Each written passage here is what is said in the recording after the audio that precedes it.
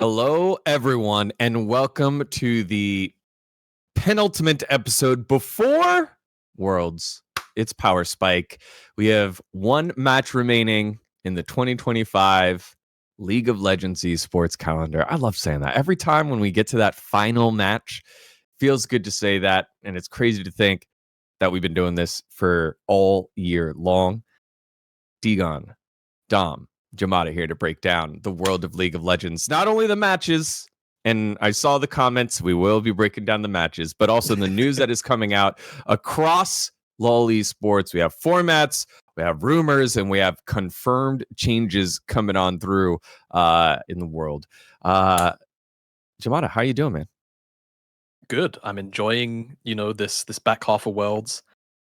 Getting through the quarters and semis in 1 week. It's our first time doing that. That felt solid, and I've been looking forward to our episode here. Yeah, Dom, back home, how was Korea for you? How was your Korea trip, man? It was good. I think Korea is like so much easier to get around now than it used to be. Like I don't know, it's crazy. Like there's English everywhere. There's way more people that just speak English within Korea. So it used to be kind of like it felt like you were traveling to like a very foreign country. Like if you went early 2010s, where you needed to like use like translate like on your phone and like just get around by like pointing to stuff. Like that's kind of how it used to be. But now it's like very it just feels like it's a more like global city now. Yeah, pretty user friendly, especially to be able to get around and all that stuff. And I'm glad that you got to see like some of the city. Most menus have like a full English option and stuff. And like, I mean, I'm not somebody who like can't get around in those situations. Like I know how to use translate apps and stuff. But it is just nice to have everything be super accessible and it not feel like you're in a like vastly different place. So yeah, I don't know. I enjoyed it. I didn't end up doing like too much besides for like going to different places to eat. Like, I mean, I feel like I didn't really know what to do in Korea besides for eat food. So I also went with Yamato, and Yamato's the type of guy that he will make you put on 10 pounds in 3 weeks. Like it's like required with this guy. Yamato was just crushing the Korean barbecue, man. It was crazy. And then we went to go golf afterwards, and he was like, "Is there a menu in this golf simulator?" And I was like, "Yeah, well, we get the chicken tenders and fries." He's like, "Yeah, get the chicken tendies." I was like, "Okay." It was a good time. It was a good time. It was good to see you. It was good to see Yamato. Good to see Rachel. So yeah, glad that you make it out. All right. Well, let's get to the news happening in the world of League of Legends. We'll start with the confirmed stuff here.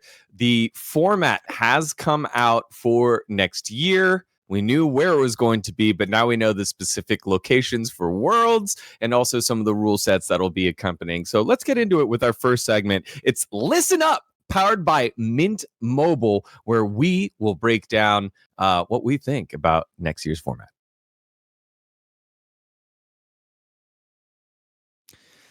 All right, so let's start. First things first. First stand back. They're going to change first stand, though. First stand now going from 5 teams to 8 teams. So an expanded field of teams over in Brazil. Also format changes as well. Jamada, what do you think of these changes for first stand? Yeah, so I don't think we've got like a full look at how the tournament is necessarily going to be run in terms of, are we going to get a Swiss? Are we going to get like 2 groups of 4? I don't think those details have been revealed to us from what I understand. The only thing that they have said is that every match is going to be a best of 5. So the place that my mind immediately goes to is you have 8 teams. First stand is this year was a 7-day tournament. An 8-team tournament tree is a best of 5 a day. So it might just end up being single elimination, just a straight up tournament tree. I kind of would hate that a bit. But at the same time, it does depend on things like how seeding goes, all of those like other factors, which, been a bit problematic for Worlds this year, and I'm sure we'll probably get around to that later. But in terms of giving CBLOL a place at first stand, the addition of the second seeds of both the LPL and the LCK attending, I think it does bring a lot of additional hype to the tournament. I don't think they've necessarily added any stakes to the tournament other than like you attend, you win. Obviously there's the MSI placement, thing that you got from this year. But otherwise, I think just the addition of, hey, every match is going to be best of 5. They're really leaning into the whole best of 1s are dead and we don't want to see them anymore, which is good. First stand, at the very least, seems like it's going to be a bigger spectacle than it was this year. Because even watching it this year, it felt a little bit bland, right? Like, I think especially because of the specific teams that we ended up seeing, cough top esports, it did make the tournament feel a little bit worse than perhaps it, didn't have to be. There were still exciting teams, right? That was CFO's kind of breakout tournament in terms of getting everyone's perspective to shift on, like, hey, the LCP in this APAC region might actually be not that bad. And then, of course, there was MSI, which they've really solidified that. But yeah, I think these first stand changes pretty much all seem very positive. And I'm curious about how they go about actually fixing up the tournament, because it seems like, again, they're probably going to run it within 1 week. You only get 7 best of 5s if you do an 8-team tournament tree, so best of 5 a day would make sense, but they've shown tendencies to be happy to run double best of 5s a day if that's like necessary inside the schedule, right? You look at MSI, they've done that for the last 3 years now, so we'll see what they end up doing, and that's kind of what I'm hoping they get right about this tournament, because every other bit of news that they've dropped for us has seemed pretty good to me. Yeah. Is there something that you see going wrong here, Dom, or how do you feel about the first stand, like, early changes here? I mean, it's very hard for them to do best of 5s. I mean, it's probably like, I guess they're going to do 2 best of 5s a day is how it's probably going to work. Because there's only 6 days, right? So like, I don't know how they're going to get this much gameplay in 6 days. I mean, I assume it's going to be single limb still. But yeah, I mean, I think it'll probably be similar to this year, where it's kind of just like a warm up tournament for the year that no one really cares about. Like I know that no one cares about it, because when I mentioned that Hanwha Life won first stand, people are like, "What?" Like, oh yeah, that happened. Like, it's not like people are like, "Hey, Hanwha Life won an international tournament this year." Because I tried to make the point that, like, the second best team of the year, assuming that, like, at this point, obviously if T1 wins Worlds, then they're gonna be they would be second. I think GenG is indisputably the best team of the year again, even though they came up short at Worlds again. I mean, they were the best team in LCK the entire year, best team in regular season. They won MSI, which is super robust tournament. So I think that it's just like, yeah, they were just the team of the year again. This year was just the second year where they've been the best team over the course of the year and then dropped it in the final moment. But I was making the argument that Hanwha Life is actually like they've had the second best year out of all teams. I think you could maybe argue AL in there. Like, AL did lose best of 5 to T1 at MSI, so they got third. But AL did much better, like, domestically. Like, they actually won a split. They were competitive in all the splits. But I think that's arguable. I don't mind if somebody has T1 over AL, but I think that it's indisputable that up until this World Championship, if you pause the tape before this Worlds, Hanwha Life had the second best year. They got top 2 in summer. They won LCK Cup, which is just a split of LCK to me. Like, I just consider that winning LCK. Because, yeah, I mean, that was just fucking full. They had to beat GenG twice in best of 5s. Like, that's just winning LCK. Had to beat T1. Yeah, they had to beat T1. They had to beat everyone in best of 5. Like, if that's not winning LCK, I don't know what the fuck winning LCK is. And then, yeah, obviously they won first stand, which was like a walk in the park for them. So, yeah, I mean, they had a pretty successful year. The only thing is that they dropped the ball in that best of 5. They didn't versus T1. They got 3-0. They didn't end up going to MSI. That was their slump. But I mean, overall, there's 3 international tournaments in a year, and they play in the most competitive league, and they won one split of the most competitive league. So I would have them there. But it just feels like no one looks at first stand and was like, damn, that's a real tournament. So, I mean, I think that this is kind of the problem that we have in general in league, is that, like, I noticed it during Worlds that, like, Worlds undermines everything else the entire year.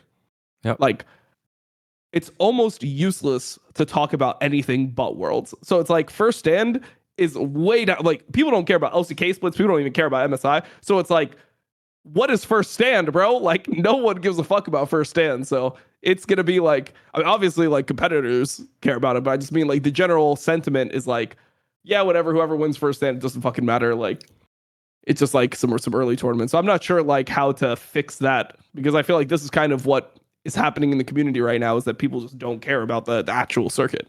Yeah, and those are the growing pains, I think, of building a new product, because what this does solves some of the biggest complaints we had for the longest time, Dom, which was, man, I wish there were more international events. And now we have more international events, and it's like, man, that format sucked, and the teams that we sent were just going to get slaughtered by Hanwha Life. And that is what happened. But now sending 2 teams from the LCK, which I think in their head is like, great, we'll have a higher chance of sending GenG and T1 to Brazil. Because one thing that also, another piece of news that came out that I retweeted recently was like the growth of LCK viewership. One of the major regions that grew was Vietnam, and the LCK stated it's because of the they believe it's because it's the intentional sending of the teams to Vietnam. Not only did like Lazy Feel and DRX have a connection to Vietnam, but the Bros have a pretty big connection to Vietnam. Hanwha Life went to Vietnam. I think GenG went to Vietnam. So all these teams were going to a smaller region, and then the growth grew there. I think it's kind of the same idea here. You send some of these major teams to Brazil in a passionate, larger fan base, and then they kind of feel more affinity to the international product. So I kind of see the vision. I'm still very interested in what the best of 5 is going to look like as well. Is it single limb? They've shown that they're willing to do 2 show days, or I mean 2 best of 5s in a show day, which is brutal if it goes 5. It is brutal. There's just no way around it. Like 10 hours with the same cast, or I guess 5 hours, same cast, and you're just kind of flipping around. If you're on the analyst desk, it's like good luck, man. Like you've got a long ass day. You're in that arena for like 14 hours. Like just enjoy, bro. There's nothing you can do about it. I will say, if they're running 2 hosts on the desk and they need another host, obrigado, mios amigos. Yeah? I'm down. So that. Yeah. Anyways, Wito Bomber. Yeah, very good. I'm friends with Biano. I met Biano, the legend. Yeah. Oh. All right, let's move on. First stand there in the books. The other another piece of big news that came out from the global head of League of Legends Esports, Chris Greeley, former LCS commissioner, head of the Shadow Council. He said. Greeley confirmed that Fearless will continue and remain in effect in 2026. Obviously, probably the biggest change in League of Legends this year and probably in several years. Could you imagine going back, Dom? Could you imagine going back to regular draft? No, right? No, I mean, I feel like it's just way less fun as a competitor as well. Yeah, I don't know. Like, it's actually really nice to be able to like work out the problem and like figure out, how drafts iterate game to game with pools being pinched of certain classes of champions. I feel like it's a much different problem than before, where it's kind of like, oh, this guy is popping off on this pick. We need to ban it or we need to take it away. Like that was kind of just what people were deciding on. And I think that it's also like a way to avoid like horrible balance. Like I think that without Fearless, we would have been cooked this year. We'd have got Azir, Talia, like every game. Like it would have just been impossible to watch League this year because the balance was so off. Like, Varus was strong pretty much the entire year. Azir was strong the entire year. Talia was strong the entire year. Yone was strong the entire year. Wukong was strong the entire year. Xin was strong the entire year. Like it was just like the same fucking picks. And you see it in game 1 Fearless, and now you're done with it. So I actually like that part about Fearless the most, is it protects you against the balance team, which you need protection from, for sure. I think the only thing you could do is make it more strict, I guess, right? The Iron Man, you ban it out, no one gets to play it kind of thing. But then you're scraping the bottom again of the barrel. Like the main pain point that we had, Jamada, at the beginning of Fearless was the quality of the game is going to suffer, which it did. There were, we'll get to it, but Oda was reading Mundo's skills in his game before he played the fucking champion. So at the beginning of the year, there were some people, reading the tooltips for the first time and trying to figure it out to take it away. What do you think of this change? And is there anything else that you would do, Jamada? Yeah, I mean, look, I think I've kind of not incidentally dubbed myself the anti-Fearless guy, right? I think I'm one of the few kind of forward-facing figures in the community that has been very, very vocal about not wanting Fearless to be permanent or on all of the time. I like you know what, first off, I'm happy for the community. Because the community really wanted this. So I think this is a very big dub for the community. That's the first thing. Yeah. Okay. The second thing, though, is that I think at the end of the day, I will always go to the root of any issue, which is the balance. And the way that the balance team approaches philosophy of how, whatever it is. Like, I've always said for this past year when I've had to argue about this, that it seems very apparent that they don't want to purge all champs anymore. And they want to keep as many champions in like a playable state, air quotes, healthy state, as they can keep them. They won't mind having outliers be here and there. They won't mind buffing weak champs to be, slightly more intentionally overpowered or just like on the strong side. But I would still rather see a game kind of shaped a bit more to a intentional vision where it's like, you know what? Hey, we're a live service game. We've got 3 splits, both actually for consumers and then also at the pro level. Let's roadmap out 4 months of, 3/3 of the year where we just have a particular like meta, or we go back through a champion class or an IM class and we revamp this, right? Yeah. I think that makes for a fresher game. And I think that's what a lot of like longer term players, and this is more to do with like casual than it is, pro play, but I think that will have potentially the opportunity to actually reinvigorate the player base a little bit, like make them feel a bit more engaged. And that's kind of where the core of my issue with Fearless comes from, is that it feels like a golden ticket to a lot of the issues that they have at multiple different levels, where in pro play, it's like, okay, fantastic. We don't have to really pro balance too much anymore unless Summock is pretty much only showing up game 1 like every single time without fail. Yeah. I mean, they nerfed the Fury like 18 times because that was one of the few ones where I was like, Shaman is actually just ridiculous. Like, there is no counterplay. Like, you can't do anything to it. It was really silly. So I think that's like one of the great like benefits of Fearless is, hey, we can sit here and wait a little bit longer to see what the power like status of this champion is over 4 patches instead of 2, right? Or whatever arbitrary number they want to do. So that's the first thing. And then after that, I just feel as though, to me, I prefer the older style of like, this team plays X way inside of this meta. I prefer the problem solving of a team going up against the team, trying to outdo that, right?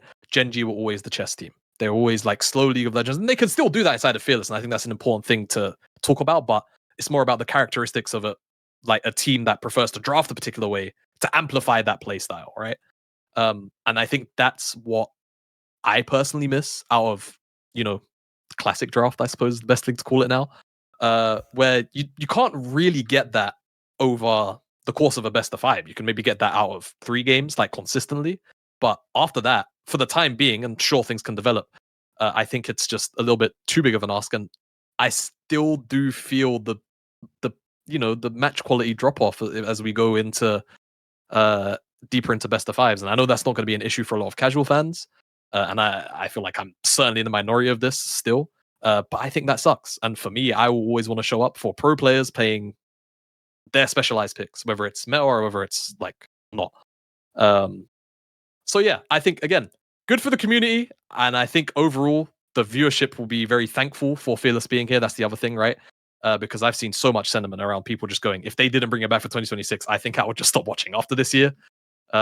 Fearless really saved a lot of people's overall interest in just competitive League of Legends. So I think that's the bottom line, really, right? Is that it's doing that and it's kind of band-aiding it. I would still prefer a more active, approach to balance. And I know it's a lot of extra work, and that's just me, but yeah, I'm happy that it's here is the main thing, just simply because the community is happy about it. Well, I know that you're a big proponent for making sure that the teams play, or the players get to play the champions that they're known for. Don't worry, Perfect has gotten to play Rumble almost every fucking game of Worlds. So it looks like it's still okay. If teams don't do their research, it's still okay. Yes, we'll get to T1 and KT later. Let's see. Finally, for the global stage, LoL Esports is headed to the Big Apple, and the Big Allen, the Big Apple and the Big Allen. And if you don't know where Allen, Texas is, I, an American who has been to Texas, did not know where it was either. And I pulled up a map that had cities on it, and I tweeted it out under the announcement. And that map also did not have Allen, Texas on it. It had just other major cities. Dude, it's so tiny, bro. It's just the outskirts of Dallas, pretty much. Yeah, I don't even. I always have this argument with my American friends because I visit Texas and I visit that area quite regularly. The standard to be called a city is like very, very low in Texas to me. It seems like if you are like it's really everything basically to me. Yeah. I was gonna say like it's like LA. Like in LA, it's like you live in LA, but there's like 50 cities in LA. It's like, oh, do you live in like Santa Monica? Do you live in Redondo Beach? Do you live in Koreatown? Beach? Yeah. Do you live in Koreatown? Do you live in Culver City? There's literally 50 cities inside of like LA as well. So I mean, I'm just kind of used to like that being the thing. But to me, it's just like it's the outskirts of Dallas. It's just Dallas, pretty much. All right. Well, it'll be there. And the other thing that was noticeably missing, Jamada, were other cities. So normally we have 4 cities. This year at Worlds in China, there are 3 cities. And then the announcement listed 2 cities. And then in Allen, they did do the test run this year at the now defunct LTA North Summer Finals. I don't even know the correct title. So championship, LTA North Championship. LTA Championship. Over at Allen in the, was it Credit Union of Texas Credit Union Arena? Yeah, something like that. Yep. And so they've ran it before. It was an 8,000 seater. It kind of reminds me. It's not 8,000. Like 5,000. This, I'd say about 5.5 to 6. Yeah. So 5.5 to 6,000. It's a smaller venue. Small. It doesn't feel like a real arena. Like if you go to any other arena in the States for like football, basketball, anything like this, it's nothing like a real arena. I hear arena in the context, especially of America, and I'm thinking like 10K is the smallest I would consider in America like an arena, personally. Like, obviously, it's about the setup and like what it looks like inside, right? And at the end, there's like a hockey rink, I think, is what that place normally gets used for hockey. Yeah, but it's not a real. It's not for like NHL teams. It's like a no. Yeah, tier 2. It's fucking the Allen Americans is the name of the team. The Allen Americans. Yeah, it's fucking academy, bro. It's academy hockey. That's where we're at. I mean, honestly, fair enough. Like. That's kind of what League of Legends Esports is. We are just academy hockey now, so might as well just suck it up. It is what it is. Yeah. I think it depends, right? I think maybe they still could do it in LA and they skipped, right? In the studio. They will always sell out of the studio for every day of every match if they did it there. However, if they did it at Madison Square Garden every day for every match, you wouldn't sell out Madison Square Garden every day, every match. Also, they didn't list where in New York they're doing it for like 3rd, 4th place matches for LCS, back in the day. Yep. Back in the day. Goodness gracious, that was so fun. So Allen, Texas being a smaller venue but larger than the LCS studio. Back to LCS studio. Riot Arena. Riot Games Arena is actually what it's called. I think it's a safe middle ground where if you have minor region versus minor region or small team versus top esports, you're still going to have a full looking stadium and it still serves it. So I think with years of research now, maybe this is what they've come up with. And part of me wonders if there's kind of like what happens in the LCK, the cities within Korea generally work with the LCK to have it there, have it in their city because it is a big boon to the economy. So maybe the LTA championship was a test run for the city of Allen to give tax credits or hook them up. The city of Allen. You know what? It's funny you mentioned that because there's a very little known fact about MSI and Worlds in London in 23 and 24. That was a government deal. People don't seem to actually like actively know this. The reason why Worlds was in London and MSI was in London was because they struck a deal with I think it was the London. No, it was the Tory government. Actually, it was the actual like government, not like London's government, like government of the UK. The government of the UK. It was a deal struck to actually have those events held to try and strike up with the younger populace of the country and try and make things feel a little bit better. And I'm kind of curious because like Allen is just such a weird place to hold it. I wonder if it's something like that. Like that's the only thing that would like contextually make sense to me. Other than, and let's just cut the bullshit, no Western, other than the fact that we're in Texas.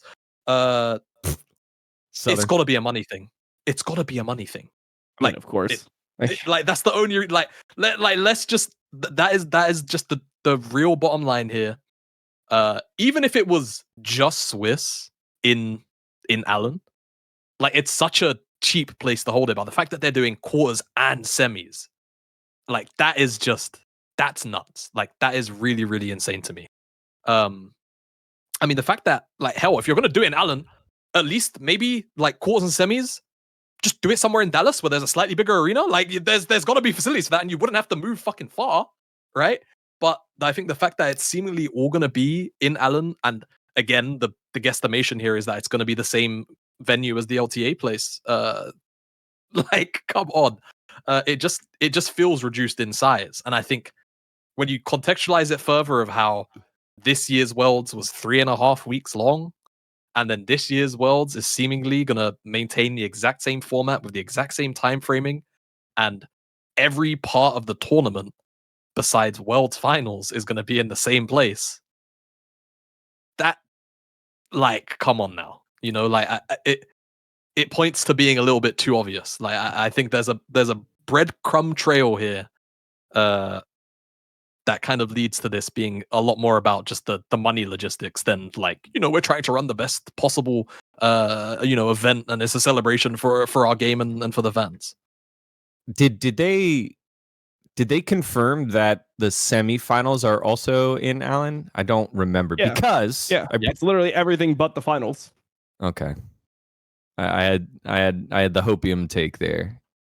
Then never mind. I'm interested in what venue they're going to in New York, because the hopium take was, and Dom, I'm not sure if you would remember this, but in 2022 when they had Worlds in New York, when it was at Madison Square Garden, it was at the Hulu Theater at Madison Square Garden, which is part of Madison Square Garden, and you were there in the garden.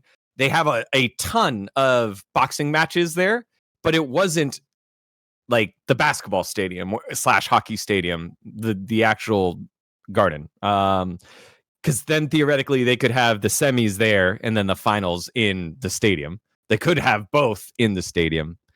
Who knows? And maybe it's not even at Madison Square Garden anymore because CLG Madison Square Garden Group are no longer in LOL Esports. So it could be over at Barclays Center in Brooklyn, which is still New York. So we'll see for all of that here for next year. And finally, I think it was announced. Pretty sure it was announced.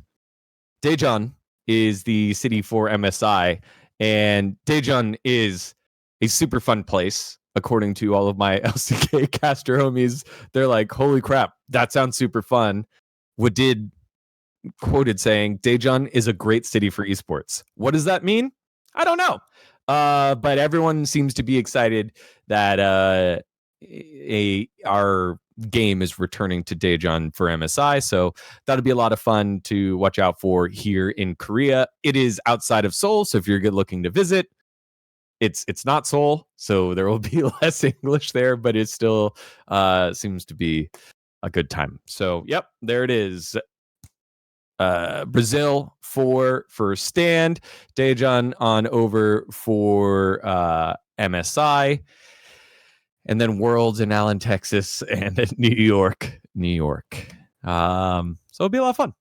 Well, a couple more things that came out news-wise getting confirmed. LCS is back. More show days. All best of 3, best of 5, best of 1's dead.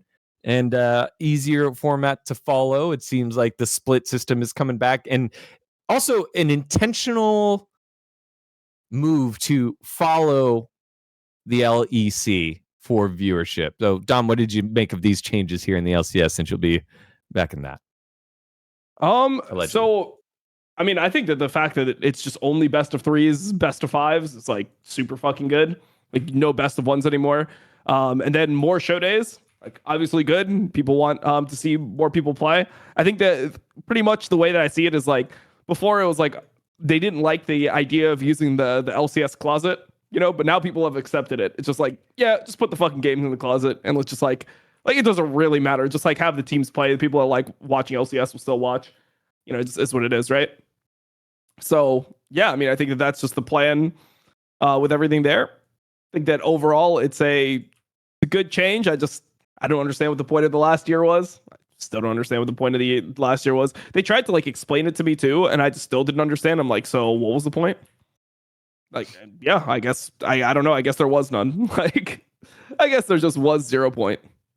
Wasn't it? I mean, the point was to try and draw Brazil's viewership, and it just didn't. Yeah, it didn't come nice off. Joke. Hilarious. All right. All right. Jamada, what do you make of it? Yeah, just at least they're making the right choices now after they have potentially irrevocably damaged both brands to, in NA's case, potentially a point of, in the absolute Doomer world, like no return. Like that was a pretty big drop off in, every metric, right? We saw the numbers a few weeks ago, the beginning of October once the split was concluded, and yeah, it didn't look great. Co-streaming was carrying a lot of the weight outside of the main broadcast. So yeah, I am happy that they are making changes to try and bring us more in line with, the overall Echoes international kind of standard of, hey, all right, best of 1's dead, got that out of the way, best of 3s, formats aren't fucking horrendous anymore. It's funny because we haven't touched on it yet, but I'll talk about it later. The stuff to do with Lyon. It's like Lyon's run in Split 3 was the top 3 teams in the LCS at the time into a very randomly resurged, well, I say randomly, but like a resurged 100 Thieves, and they just got no second chance at summer. Yeah. And that was the only split where it could have possibly happened. Like, yeah, the formats were just very confusing. The people competing inside of the formats didn't even have a clue of how.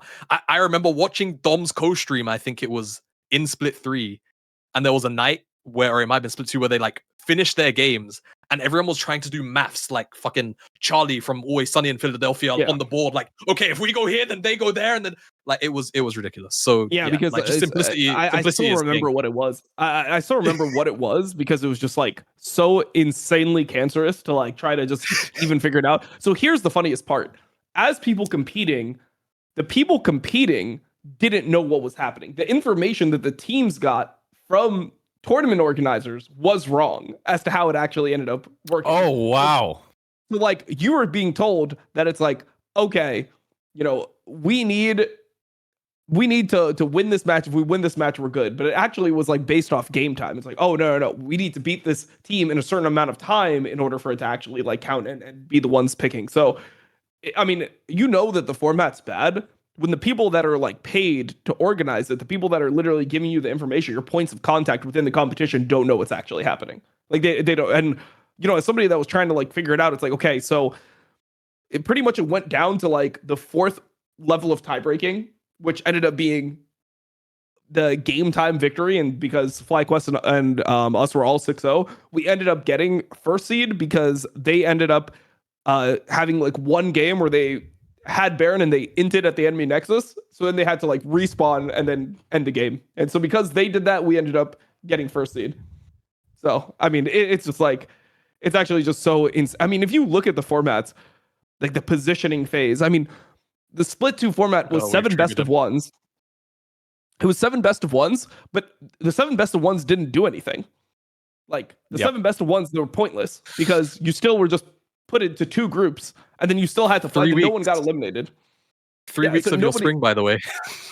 No one got eliminated, and then the groups were terrible, right? Because there's only like 4 good teams in the league, right? Like at that time, it was just this was before TL, the fall off and everything. But it was just TL, 100 Thieves, C9 and Fly, right? Like those were the 4 good teams. So you had them split. So that means that you have only one match that matters, and then all the other matches are just like beating up on the bad teams. I mean, there was like some crazy stat at the beginning of the year where it was like the top 4 teams against anyone that wasn't the top 4 was like 14-1 or something. It was like only one match that was lost by top 4 teams versus non-top 4. It was like such a clearly separated league. So yeah, it was really insane. I don't know, like the whole year just felt super weird to compete. So I'm happy that we just got like normal formats, man. Like I just want normal formats, best of 3s. Like, all right, you play every team once in a best of 3. There's your fucking standings. Then you play best of 5s based on like your standings. That's it. And then just play a playoff bracket. Like, I mean, sometimes you don't need to make the most interesting format known to man for the tournament to be exciting. Yeah. Well, we brought it back to making it make sense. So LCS is back again. Yep. Baby. And hopefully let's see what damage was done. Like, let's see what damage was done. Yeah, it'll be pretty direct comparison. I mean, we already saw what damage was done through LTA, right? We had the post of the numbers and the viewership all just being down across all metrics, and that was pretty brutal. You know, what was like, just to touch on that for a second, what was really scary throughout the year is actually just how many people didn't know what the LTA was for months. Like, I remember the off season, and this is around the time where I was talking a lot with like Travis and a couple of the other NA people, and it was like just the general lack of marketing for a brand change. This bit, just outrageously bizarre. There's nothing else to say. Like, it was just so strange, so strange. It reminds me of when they made Players, the mockumentary, the League of Legends mockumentary that was on Paramount Plus. It mostly failed because it was on Paramount Plus, let's be real, but also there was a major lack of marketing that this product was even coming out. And I think that, you know, they figured that out through Arcane, because then Arcane was everywhere. It was everyone knew Arcane. They were seeing Arcane. Your eyes, you could see the difference between Netflix marketing a thing, Paramount Plus / Riot marketing a thing, and then when Riot markets their things, right? And I don't think they did that with this change here with LTA. They just changed the name and thought the brand would carry itself, and it definitely did not. And also, marketing is expensive. Esports is marketing already. Why does the marketing need marketing? Is probably what someone thought higher up, and actually that would make sense. Oh please, man, these guys Don't say that, please. That makes me very Why does the marketing need marketing? That doesn't make any marketing sense. Let's move on before we get canceled. One more. LCK is keeping the same format, and they changed. This is the only thing that you need to know from first stand. They changed the rule where you have to, like, so in first stand, it was like 2 teams and 2 teams that were good. It was T1 and Hanwha, and then it was who was on the other side? GenG and D+. And then the KT got to slide in as that like third team because they just happened to be in the good group. Yeah, they got rid of that. Now the top team from the losing group will also go on. So no more T1 versus Hanwha or GenG versus world champion KT. If that happens later on, that won't happen. They have removed that, and they also took away basically round 5 of the summer group. Wait, are so they that still they not could doing fit a in. spring playoff? I don't. Is it just going to be round 1 into road to MSI again? Because that felt really bad. Like that felt really bad for, I think, from a viewer perspective. They're just literally nerfing the amount of championships that like GenG could win at that point. You know, like we all know that GenG is probably going to just be, they're going to probably just lose a world. We're probably just going to be in the cycle until the game fucking dies. T1 will win every world championship from now until Faker's death, and then GenG is going to win every domestic title from now until Chovy's death. So it's like at this point they're just nerfing the amount of titles that Chovy is able to win. Like that's it. No hope for my boy Duckdom. Elite Duckdom. Yeah. Now when you play in LCK, I mean, it's just so much harder to win like in LCK. Like you have to play just better league to win in LCK than at Worlds. Like Worlds tests like how you handle pressure. It tests like how you can like stay locked in on a patch over like a long period of time. It tests like how you're going to be able to, you know, adapt over. Yeah, I mean, it's like adapt to lack of practice. Like how do you handle being able to compete and practice without actually physically practicing? Like this is what it tests, but domestically it's like just so much easier. It's so much more comfortable for all the teams, right? It's like so easy for the teams to just show up and play. Yeah. And we'll get into that very shortly because that is what our world finals is. So anyways, that was just a quick touch there. I'm not sure. I'm highly sure that it'll still be called like Road to MSI. It would be nice to just crown a champion at the end of it and count those matches, because the playoffs of the Road to MSI part, those standings, those wins don't go to your end of the regular season standing. It doesn't. It's its own like playoff bracket. So it'd be nice. I don't know why they don't just have champion. Like, why did they not just have T1 versus GenG at the end? Like the number one team. I mean, no, I'm like, it's like legitimately, like, why do they not have it be a bracket? Because at the end, right. I don't know. It's like because it was 2 seeds. I don't know. Yeah, exactly. So I feel like you should be able to like. It's weird that if you're third, like if you go third in rounds 1 and 2, you cannot get first. Like you cannot be the number 1 seed. Like the first 2 seeds are locked between the number 1 and number 2 seeds. They wanted to. I think they wanted to reward the team that got first.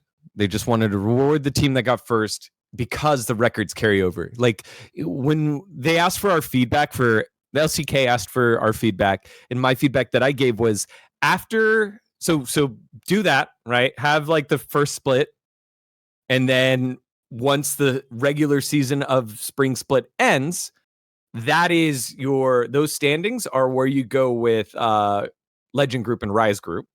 You still have your 6-team or 8-team bracket, whatever you want to do. You crown a champion. Your top 2 teams go to MSI. When you start the second split, either the scores reset so that your record resets, but now you're divided up in groups, or you give each team a win based on their placement. So it'd be like 5 wins for GenG, 4 wins for T1, 3 wins for Hanwha, whatever it is, and cascade down. That record reset, I think, should probably happen after MSI. After what did happen to T1, like that, because they probably should have just been the second team. Not even probably should have, like they should have been the second team, right? Going into that playoffs.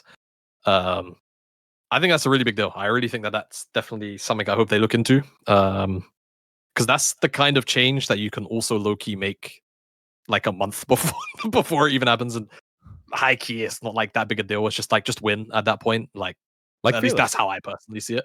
Yeah, kind of like Fearless, you know. Just win.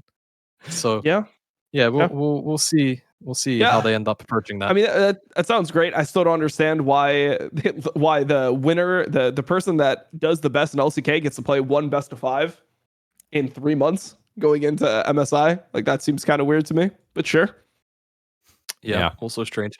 I mean, what's also weird is if you have a 6-team, like let's say you do a 6-team playoffs and it's double elimination, you have 5-6 start off in the bottom bracket and they play against each other.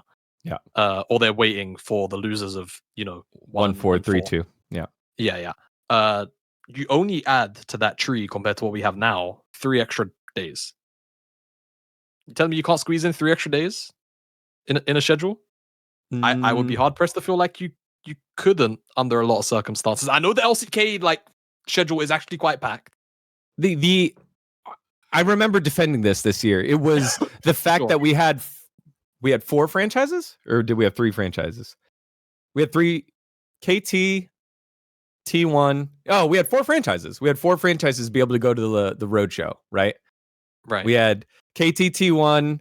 We had Hanwha, GenG. Right. And so the fact that you had almost half of your league get to go to a roadshow and another part of Korea gets to experience it was cool. Right. If you do it that way, then you only have 3 teams, which is what we had in summer finals last year, which was also cool. But the KT fans got a little taste of it And now look, they're in the finals. So, I think it's trying to serve the fandom across the country, which is, I don't think, a priority of ours, but it does make sense that it is a priority to the LCK and to keep the fandom going.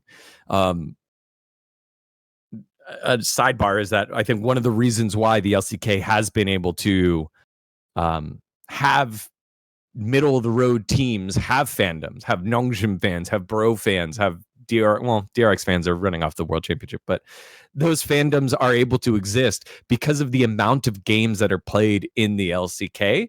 And I think that's why you need to find ways to serve them in ways that other leagues, well, it's the same thing with China, right? Because the amount of games that they play, but other leagues, your brand's kind of built on winning. And for me, I think it's really interesting to see what happens to FlyQuest, right? Will FlyQuest be able to continue their rebrand that they've done this year when players are leaving or seem to be leaving, rumored to be leaving? Will that brand thing work now that those stars that you made are gone and moving on? So, because Cloud9, that fandom, built on winning across multiple different titles. Team Liquid, built on winning across multiple different titles. 100 Thieves, they were one of the few teams to build a brand that wasn't just on winning. I think that was kind of cool. So we'll see where FlyQuest lands with this rebrand and, their stars moving on. All right. That was a lot for us to listen up to here. And if you need some help listening up with the phone plan, well, no worries. We got you covered here with our friends over at Mint Mobile. Now, you have the opportunity to ditch the overpriced wireless plans and their jaw-dropping monthly bills, unexpected overages, and hidden fees with plans starting at $15 a month. So work on your skill set of saying no and time to say yes over at Mint Mobile, because their favorite word is no. No contracts, no monthly bills, no overages, no hidden fees, and no BS. Again, I made the switch. I use Mint Mobile here for my US phone to reach out back home. Anytime I go back to States, boom, Mint Mobile has me covered with the high-speed data, unlimited talk and text delivered on the nation's largest 5G network. And let me tell you, it was so easy to move my phone and its old contract and all that stuff, bring my phone number over to the Mint Mobile plan that I had with my existing contacts. I can't say this enough. This is a product that I use. I use Mint Mobile. Super easy. Can do everything within the app. If I had any issues, call the number. They were able to fix it. It is so much easier than doing the big box, other carriers. Mint Mobile, that's the way to go. So if you're ready to say yes to saying no, make the switch over at mintmobile.com/powerspike. That's mintmobile.com/powerspike. Upfront payment of $45 required, equivalent of $15 a month. Limited time new customer offer for first 3 months only. Speeds may slow over 35 gigabits on unlimited plan. Taxes and fees are extra. See Mint Mobile for details. Thanks to our friends over at Mint Mobile and keep me connected to my friends and family. All right. That was a lot of news. I didn't realize we had that much news. And we haven't even got to the rumors yet. And we'll do that at the end. Time to get into the matches. Quarterfinals.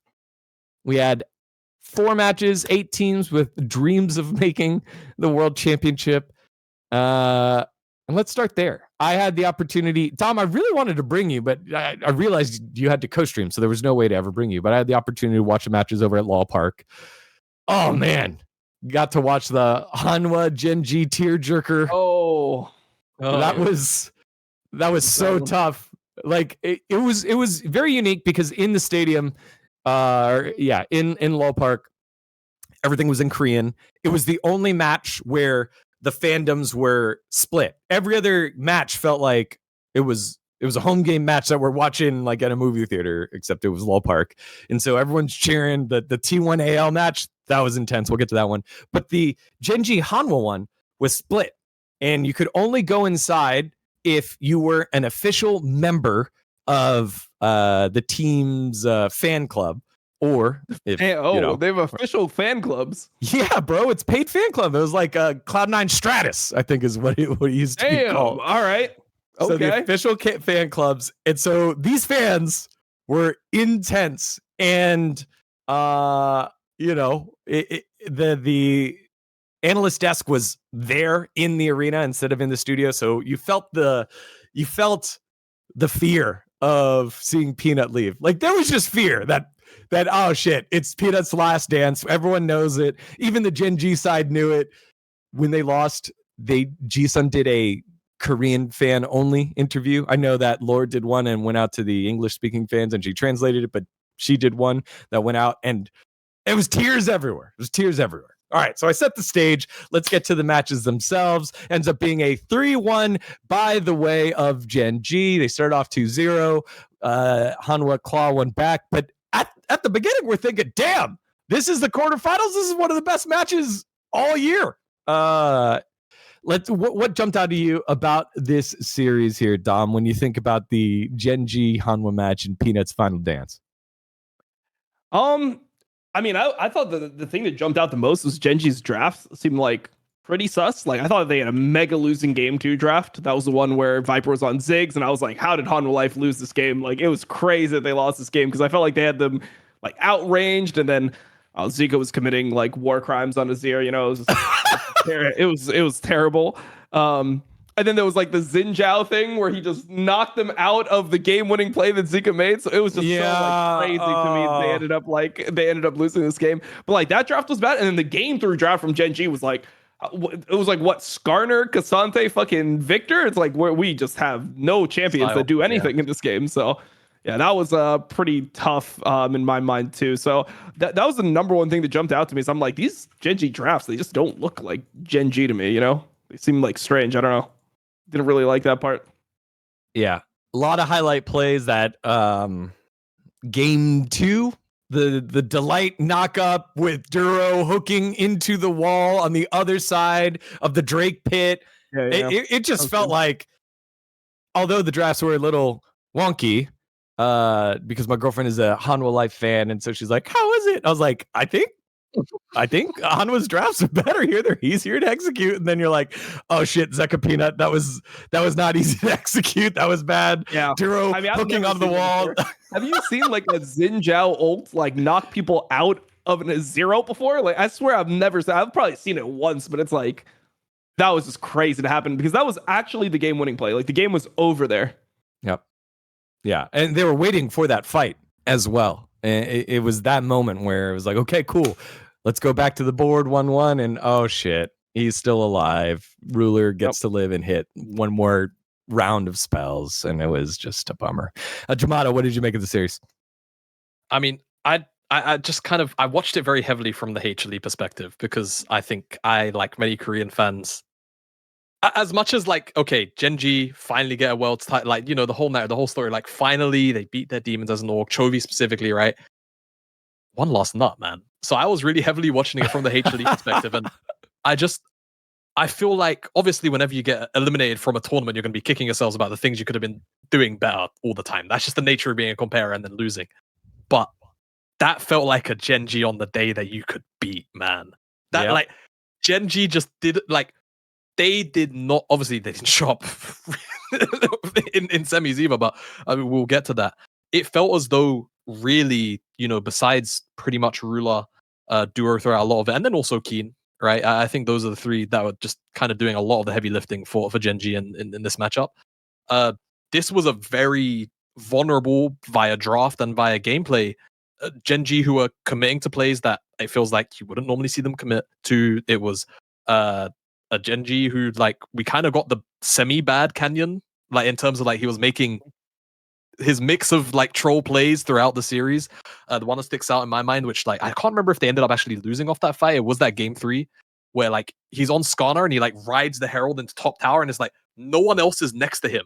Yep. And that very easily could have played out worse. I think it ended up being okay, but they might have lost. They fell behind. Yeah. So, I don't know. Just very, very like a very, very strange GenG. And I can't leave that series feeling like HLE couldn't have won. And I think that's the biggest killer for me, because again, you saw, we spoke about the Azir Xin Zhao combo. I just think throughout it felt like we didn't get a HLE who are necessarily willing to just go consistently on the windows they needed to. And I think that was like even a particular thing. You look at you look at game 4, where it's the Aurora Nocturne draft. Oh man, that one made me so mad. And like, don't get me wrong, I mean, I think the Smolder is particularly out of place, but I can't remember what ADs were also up, right? But it didn't really feel like they ever all pressed their buttons at the same time to just kill someone, right? Yeah. Like, just bottom line of that composition, you have Aurora Nocturne, at least a carry should be dying, and it never even felt like they got to make the function of that composition work. And they just got slow stroked, frankly, by GenG the entire of that game. Like I just felt like they had no window in. That a lot of that game felt like the GenG that is kind of promised, where it's just like, okay, well, if you don't do something to stop us from playing chess on your forehead, you're just gonna lose, and there's not much you can do about it. It felt like they were resigned to losing. It felt like they were just gonna lose no matter what. That's honestly how I felt watching it. Especially, I think after game 2, you go an entire hour in a game 2 like that, as back and forth as it was too. And even though they did like win that game 3, it felt like a lot of the wind had been knocked out of their sails. And the game 4 felt like the culmination of that, truly, where all right, great, you've got this entire dive comp. Oh, and by the way, Smolder's here, and Smolder can't right click or Q anything in the game because all of the damaging sources outrange him. So yeah, it just felt horrible. Well, that was the frustrating part for me when they decided to go in. It was Chovy alone. Otacon had just spawned, and then I think it was mid and no, it was Delight and Peanut were like, yeah, we're gonna go in on Chovy and blow him up real quick. Viper was not close, and it just felt like this is the comp, similar to the comp, a Smolder composition that they played against T1 in that like final matchup that decided the 1 seed or the 2 seed versus the 3 seed, who got the bye in LCK playoffs. And they played it to perfection. They gave up all the objectives. They were behind in gold, but they allowed the Smolder to scale. And they had one more Drake to give. They had to fight at Drake 4. But they tried to fight at Otacon, get this catch. And the whole series had been a great taste for the world to see what Viper Life Esports was. It was Viper and everyone else on the Ziggs, on the Sivir, and then game 1 on the Corki. So it's like, who you are. You are Viper Life Esports. You tried to play through Zeka and Peanut, and what happened? You guys smacked each other with ults and lost the game. Play Viper Life Esports. That's why you drafted this, and they fight when he's not there on a timer that they're not supposed to.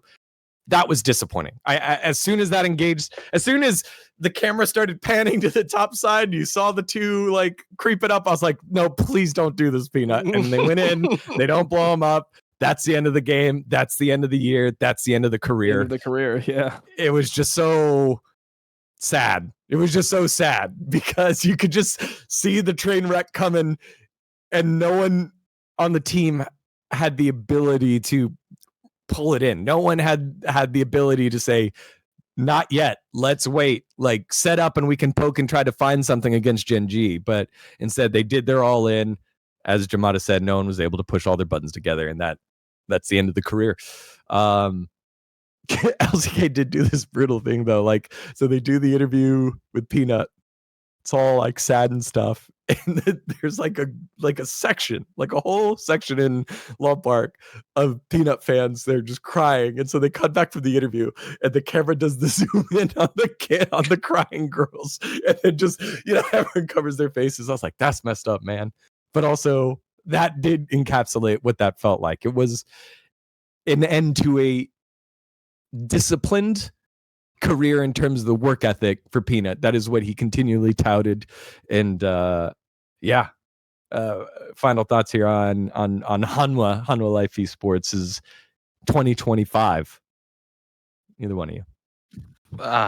I think it's gonna be one that they're very disappointed in themselves with, right? I think they won the Mickey Mouse Cup. They probably won't care too much about that. They allowed themselves to get reverse swept into seemingly, by all accounts, what was a very strong mental boom into T1.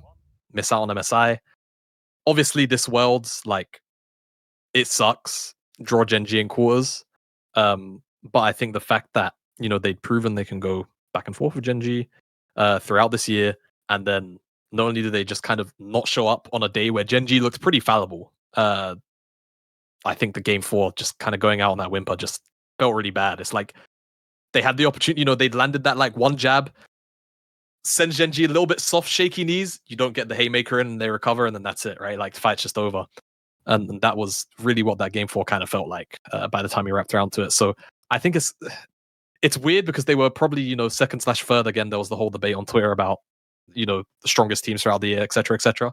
But they maintained pretty consistent form in every single, you know, part of the year that they participated in. And I think going out in quarters, going out the way that they did, walking away with, you know, what feels like nothing proper to show for it, just I think that feels horrible for them. Dumb. I think that the weirdest thing for me was just like the individual forms like fluctuating so much on Hanwha Life. Yeah. Like it felt like they never really became a team. Like they were just always, you know, people. They were the team that tried to just beat you by pure individual skill, and it just didn't work. You know, like eventually it just fizzled out, and then it just wasn't like, yeah, it just wasn't anything to marvel at the end. I thought Zeus had a fucking horrible series. This final one. Like the Mbessa, I don't know if you guys remember, but the Mbessa thing where he's playing Mbessa into Gwen and he just like he played the lane as bad as possible. Like he jumped forward. He jumped forward when he had no spells and let Gwen full trade him.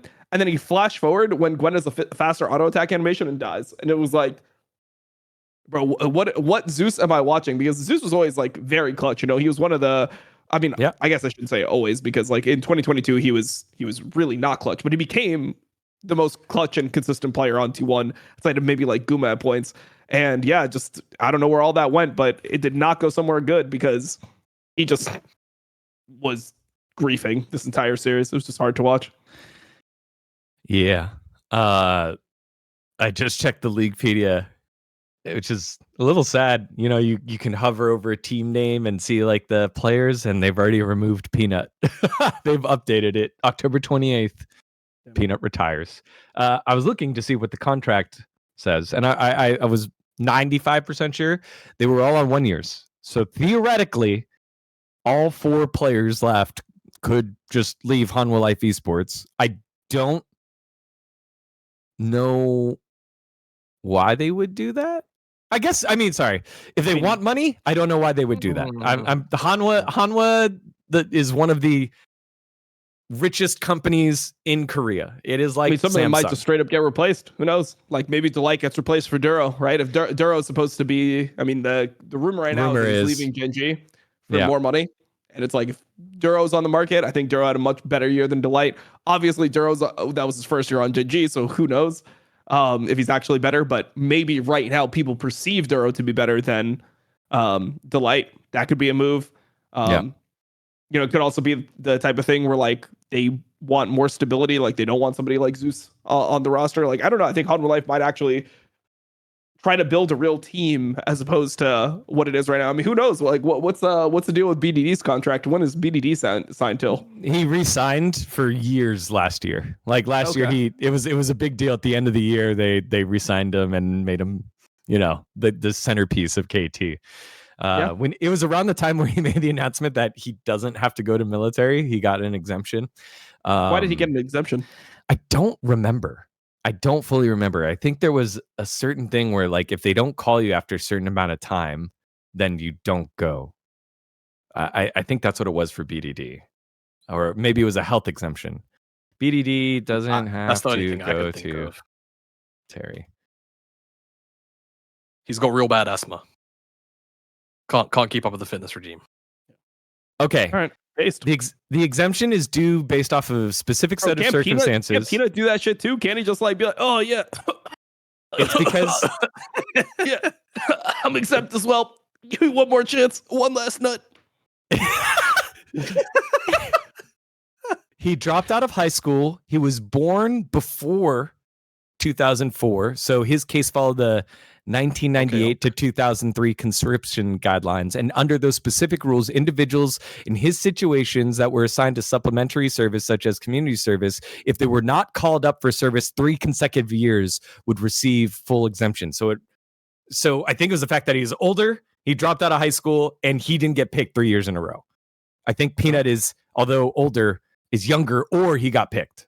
So like your name gets called, kind of like, I guess, what, like jury duty? Like if you don't get called for jury duty, you never have to do it.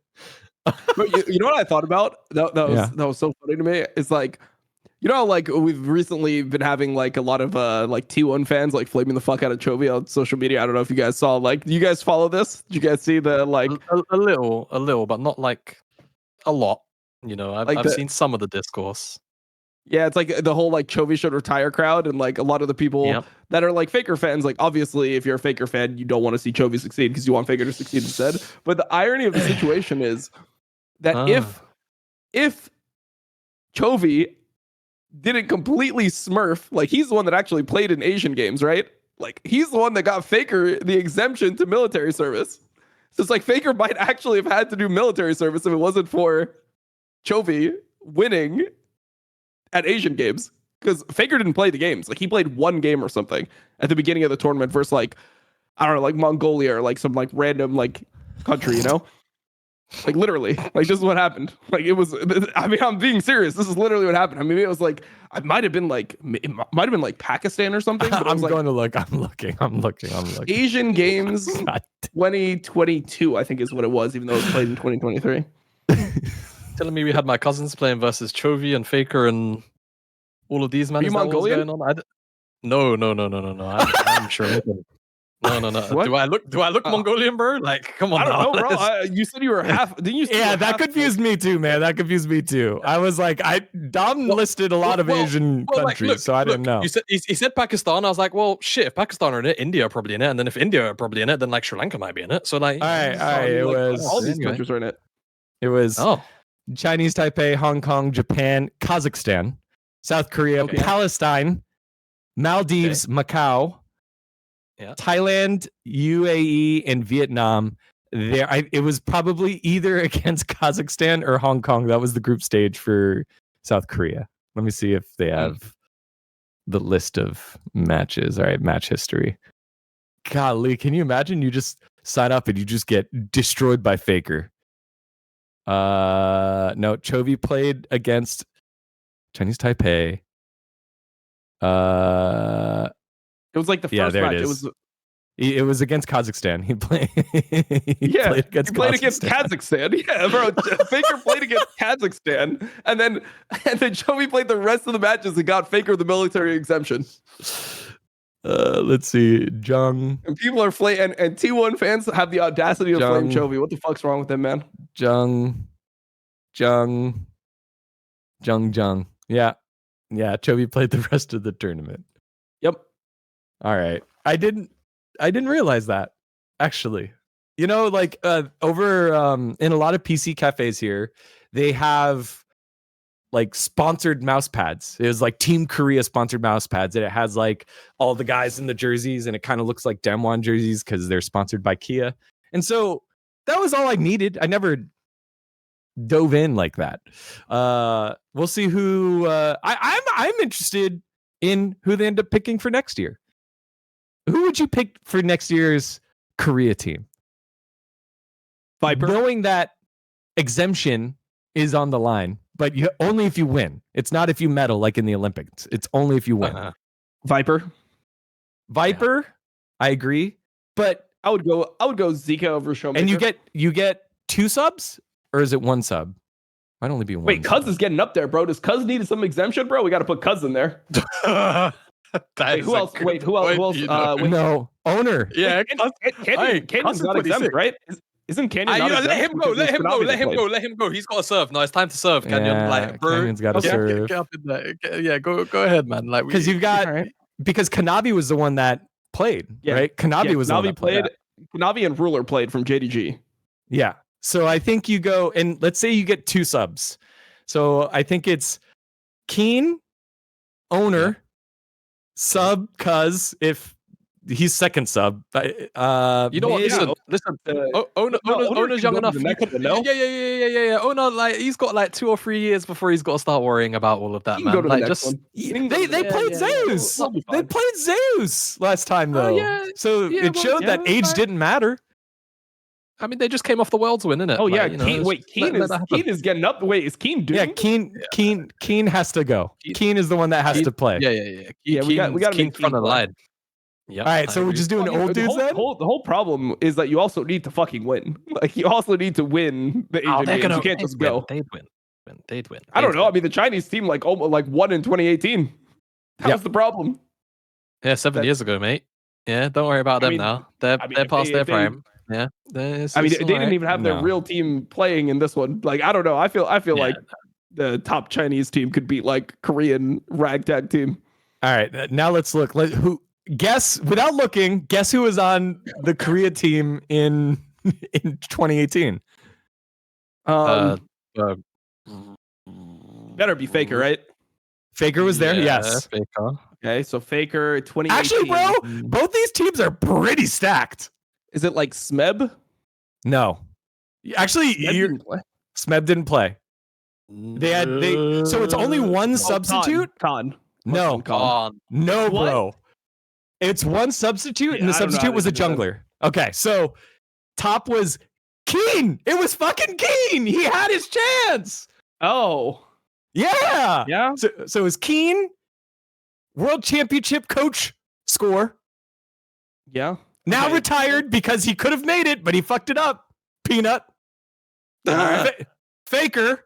And then 2018 best bot lane. Before, I guess 2018 best bot lane. I guess best in the eyes of Korea is probably the best way to put it. Best in the eyes of Korea. Does that mean, don't tell me it's like Bang. No. Okay, so it's best in eyes. So is it Prey and Gorilla or what? That's it. That would have been a good shout. They went with more. This is the Korea part because it's more prestigious. They went Ruler Core JJ. Oh, Ruler Core. Were they the best bot lane in Korea? They were world champions. Yeah. See that? That's my thinking, right? Your bang shout out here was pretty good. I like the bang guess. All right. I mean, because I know Koreans love Bang & Wolf. Like, they still consider Bang & Wolf to be like one of the best like 80 carry in sports of all time. Like, I literally see Koreans put Wolf as like the GOAT support. Yep. I mean, it's the brand. He's the biggest co-streamer in Korea, and they won it's better than the Chinese. They can point to the trophies. The Chinese put Beryl as the GOAT support, so it's better than that. I mean, actually, I don't know. I don't know if it's better than that. Like, I don't understand why. Like, I don't know, bro. I've been seeing like all these mental tweets where it's like, why? Like, I feel like at this point, if Keria wins another, I mean, I just do think Keria is actually the best support, and I feel like it's like Keria and Mako are the only two people in the conversation. I feel like if you don't have those two, like, I don't even know how. Like, I hear like Mada's name. It's like, bro, Mada's been retired for like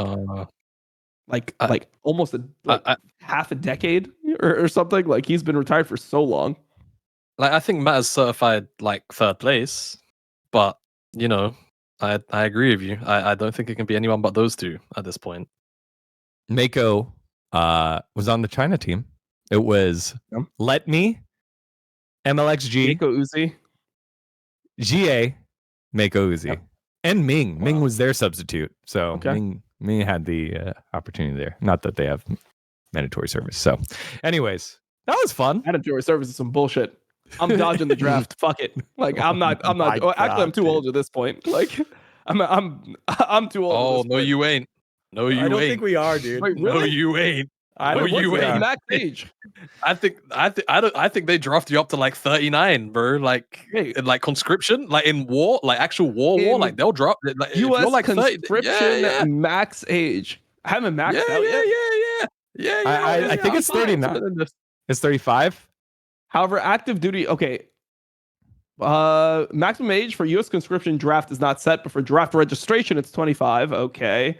Maximum age that varies by branch, 28 for Marines, and up to 42 for the Air Force? Yeah, I was pretty sure. I was like, I think it's... Oh my God, bro. I'm getting conscripted. Bro, Trump better not get on his fuck shit in the next, like, 4 years.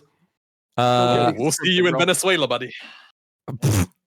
The max age for service in Korea is 35. Damn. So yeah, Fuck. you can That would've been postpone. You can postpone men that are enrolled in graduate studies. most they can most of delay the their jobs service till 28. Most of the jobs you get in the well, I don't actually know how does it work for like the jobs you get in the military in Korea? Because I know that Rush said that he just like ordered like lunch essentially, like he like, which is actually a fucking like if you think about how insanely like cancerous that must be to like put in like fucking I don't know 20,000 lunch orders or some shit. Yeah, Like, he had like a desk job. Ole. everyone's favorite, everyone's favorites imports. Ole said that he got stationed outside of like a winter base in the north, like in northern South Korea. So he'd have to stand outside, and he's like, I couldn't feel anything. I couldn't feel my face. I couldn't feel my toes. I couldn't feel anything. Stand outside in the cold all day? Yeah, he was a guard. He was a guard and had to watch. Bro, Ole's not. That guy's not a guard. He was a guard. I don't think he has it in him. He was a guard. Would you feel safe if Ole was guarding a building that you were in, Jamada? If it was like one man, like last line of defense, it's like Ole versus whatever threats could be coming. Intruder. If he's guarding with a tempered fate, I'd feel okay. Yeah, like if like in a Worlds video, he could like quickly invest the powers of like, you know, his like best champions, maybe. Yeah, like I feel more confident in the fact that I'm in that motherfucker. Ole, hell no. Oh, I just looked up Ole's like Leaguepedia, and apparently last year he played for a team called the Coffee Beans Clan. So he's part of the Coffee Beans Clan. That's his last team on Leaguepedia. Hey, when was this? Where was this? Was it in NA? You can see it right here. Was it NA? No idea. Yeah, I guess so. It was in a North American team allegedly. Probably playing in like some kind of open qual. It was in February / March. LRN, bro. He tried to join a Mexican, Colombian, Central America. Yeah. Caribbean team. The Coffee Beans Clan. Coffee Beans Clan. CBC. Wait, hold on. Did you say Caribbean? Yeah. Caribbean. That's two mentions in one episode. All right. Let's get out of here. Let's move into the next quarterfinals, which probably won't take as long. GH, by the way. Yeah. All right. What do we have? KT versus CFO. The hyped up doggo. He's going to bring his Draven. He's going to ult on his face. Viewership is at all-time high for the LCP. Carried a lot by Vietnam and Vietnam viewership, by the way. It was Hongq, probably. Is he the rookie of the year? Like candidate with Duro, maybe? Was it MVP? He was MVP and rookie of the year of the LCP. He got both. I meant across like LoL Esports. Like, is he rookie of the year going toe to toe with Faker? I'd say so. I think so because Duro kind of started not having the same kind of impact as he did earlier. Yeah, they get slapped in the face by KT, and this is the beginning of the KT magic. I didn't think it was the group stage. We felt like, all right, you got lucky in group stage or whatever. But then the KT magic comes on through. 3-0. When you think about this series, what comes to mind for you, Jamada? I'm going to steal a bit of a quote from Dom from a few weeks ago when the World's coverage started. Peter was doing doggo style on Hongq. Like, especially in this game too. Like, I was very surprised at Hongq's overall performance this like series overall, just because he'd put up decent performances against strong mid laners throughout the year whenever he's had the opportunity to. But versus BDD, again, I look towards the second game, and it's like, okay, he's doing all right. Like, he's trading like back and forth, maybe a bit too heavy, like a little heavier than he should.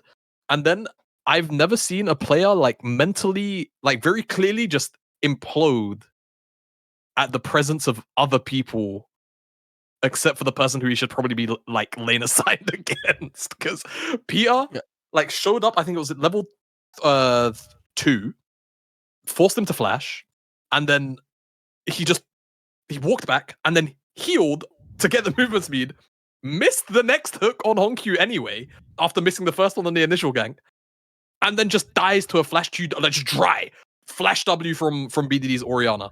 And that was like the start of the downward spiral of game 2, where I don't know, it felt really out of character for CFO and the CFO that we'd seen against, big teams. It felt like, to me at least, throughout this year, they were kind of getting a bit of a soft reputation for being like a close to big game hunter, where they'll push, these teams that you don't expect them to really, have much against, right? I point towards the MSI series.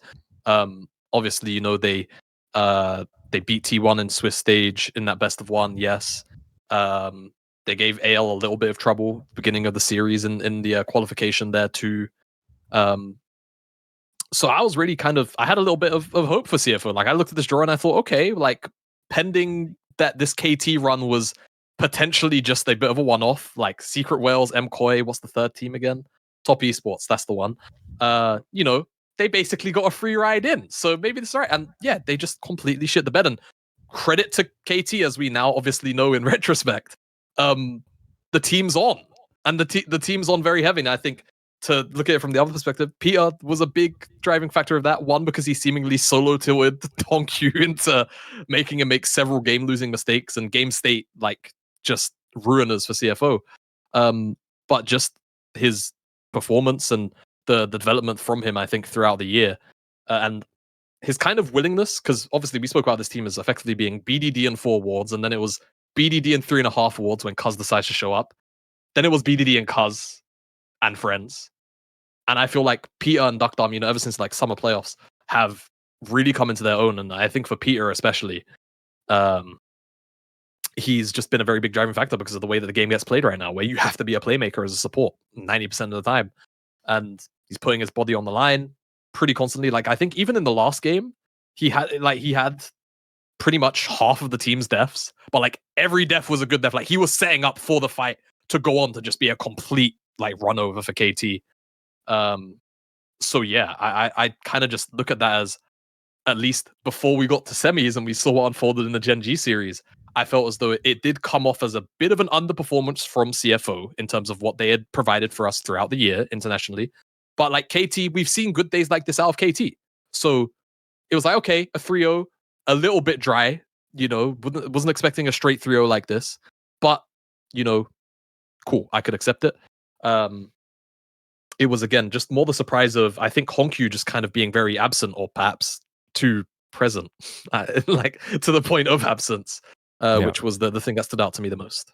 Yeah, I really like your shout there for the deaths, having the like half the amount of deaths there for KT in that game 3 draft, because it was around that time when I think the commentators were saying the Zoe and the Ziggs, it's only if they can land the poke, if they can reach them. And then finally, a Sleepy Bubble Trouble lands behind the mid lane turret. And then it was all go button, right? We were talking about Hanwha Life not really syncing up and going at the same time. Whereas once a bubble did land, or there was an opportunity for an engage, Peter went and everyone followed up. That did allow the Viego to get the resets. That allowed the Paddle Star and the Mega Inferno Bomb to follow up and have the composition work. But it required Peter to find the right angles to be able to do that. And I think that is, we've seen good Peter. Like, we saw a little bit, I think, in the group stage or in Swiss stage, where we had bad Peter, where he's engaging and no one else is there, and it was like, oh, that was bad. But he never got punished. So if Peter has a bad series against T1 or like doesn't play well, it's going to be stuff like that. I think. I don't think it's going to be, oh, in a fight he misses, he missed his spells or whatever. It'll be like, Peter, that's not an angle, and he's going to die, and then T1 will punish that. So I'm glad that the world has gotten to see good Peter and happy Peter. I think that was definitely a big one, as well as BDD just kind of showing he's legit as well. Dom, what were your takeaways from this series, both for KT and CFO? I mean, I think the biggest takeaway for me is like watching KT domestically. It always felt like there were very few champions that Perfect could perform on. Yes, thank you, dude. It was like okay, he's gonna get Rumble, and then it's like he has like half a Renekton. Yep. Like he could probably get by on a Scion, maybe a Cassante. And then it's like when he starts locking Jason shit, you just automatically lost the game. Like that's how it was. And now I watch Perfect. It's like I guess he just plays every champion in the game. He's like good at Cassante. He's good at Ornn. He can fucking play Rek'Sai. Like he just play everything. Rek'Sai on him. Yeah. Yeah, like he just play everything now. So I'm just like watching this guy. I'm like, is this guy sandbagging the whole year, or like what the fuck was happening? Because like I watched. Like, why did you make me watch you int for a full year if you're actually able to play like this? Like, what was the point? You know? So I'm just confused watching KC right now because they are unrecognizable. Yes. To me, as somebody who's like watched them throughout the year, like they had so many. Like they were not even close to as good as like GenG. If I may, before you jump in, yes. Why are you surprised by this, Tom? You spent the entire year watching IG just to see them do what they did in play it. So it's not like you're not used to seeing teams randomly, do their thing, and especially top laners. We, shout out the Shy for the Rek'Sai. I honestly thought IG played like outside of AL. I think they played the most like themselves out of the LPL teams. Like I was like, that's like not a bad series. Yeah, that's not a bad series for them. Sure. That's a better than average. That was better than they did against fucking AL. T1 were firing off as well. I felt like T1 played well there, but this is this is host synergy. Because El Dominico, I did pull up earlier the champions played by Perfect. What is Perfect's number one champion? Rumble. How many? He said Rumble just in case it didn't come through. It didn't come through in my headphones, but he said Rumble. How many different organizations did KT play at Worlds? Like just go through the matches. So they played MKOI. They played Team Secret Wolves. They played Top. They played CFO. They played GenG. How many times do you think Perfect got to play Rumble? 5 times? He played 4 times. Because the other time, the only team that did research, Team Secret Wales, took Rumble away. And he had to play Ornn. That was the Rumble Jarvan comp that they played, yeah. Yeah, bro. Like, what is going on? GenG were in the LCK. That is the utmost disrespect that he's been able to play the one champion, when it was best of 3s. It was the one champion. You're like, okay, KT have a chance here. He's got to play it 4 times. They give it. I think people started thinking, oh, he's an Ornn guy, or I mean, not an Ornn, a Scion guy, because he was performing on Scion and getting some games in there. But he's a Rumble guy, and he's gotten to play it 4 out of the 5 times, and the only other time it was when it was picked away. It is. I can't believe that we might say Perfect, the world champion, because no team did research to take away Rumble and just blast a hole in the top lane like happened all year long. Like all year long. It's just that people like don't pick Rumble at this tournament. Like people don't think it's that good. Like there's. Before Rumble was just being, game 1 picked, and it's like you could play Mbessa into Rumble if you wanted to, but it wasn't considered like a good matchup for the Mbessa. It's like the Rumble can do whatever in that lane and still exists. So, there was a mentality where people didn't really want to play, Rumble at this tournament. Most people have been prioritizing Scion. Scion's getting banned. Like Scion's a champion that has no counters at this tournament, but he's just willing to play his Rumble into Scion, and he just thinks that like he'll be able to perform in team fights. Like people are kind of worried about getting outscaled on the Rumble, but it doesn't seem like he cares. So, I mean, I respect it from Perfect. Like he's just sticking to his champ. Like he just thinks the champion's so good, and those are the reads that normally help you a lot of these tournaments. Is people will always have these mentalities like, oh, this champ is shit now, or like I can't play this anymore because it got nerfed. But I mean, it seems like he's ahead of the meta in that regard. Like he just knows what's actually good right now. Yeah. So. Yeah, like that was surprising to me. I'm like, okay, you got to play it in the Swiss stage, sure, and then CFO don't take that one away. They lose game 1 and fall behind there. So that was such a big one there. But KT getting it done. CFO, the best new addition to 2025. Yes or no? Yeah. Sure. Like, yeah. Yeah, like only team to make it to all the international events.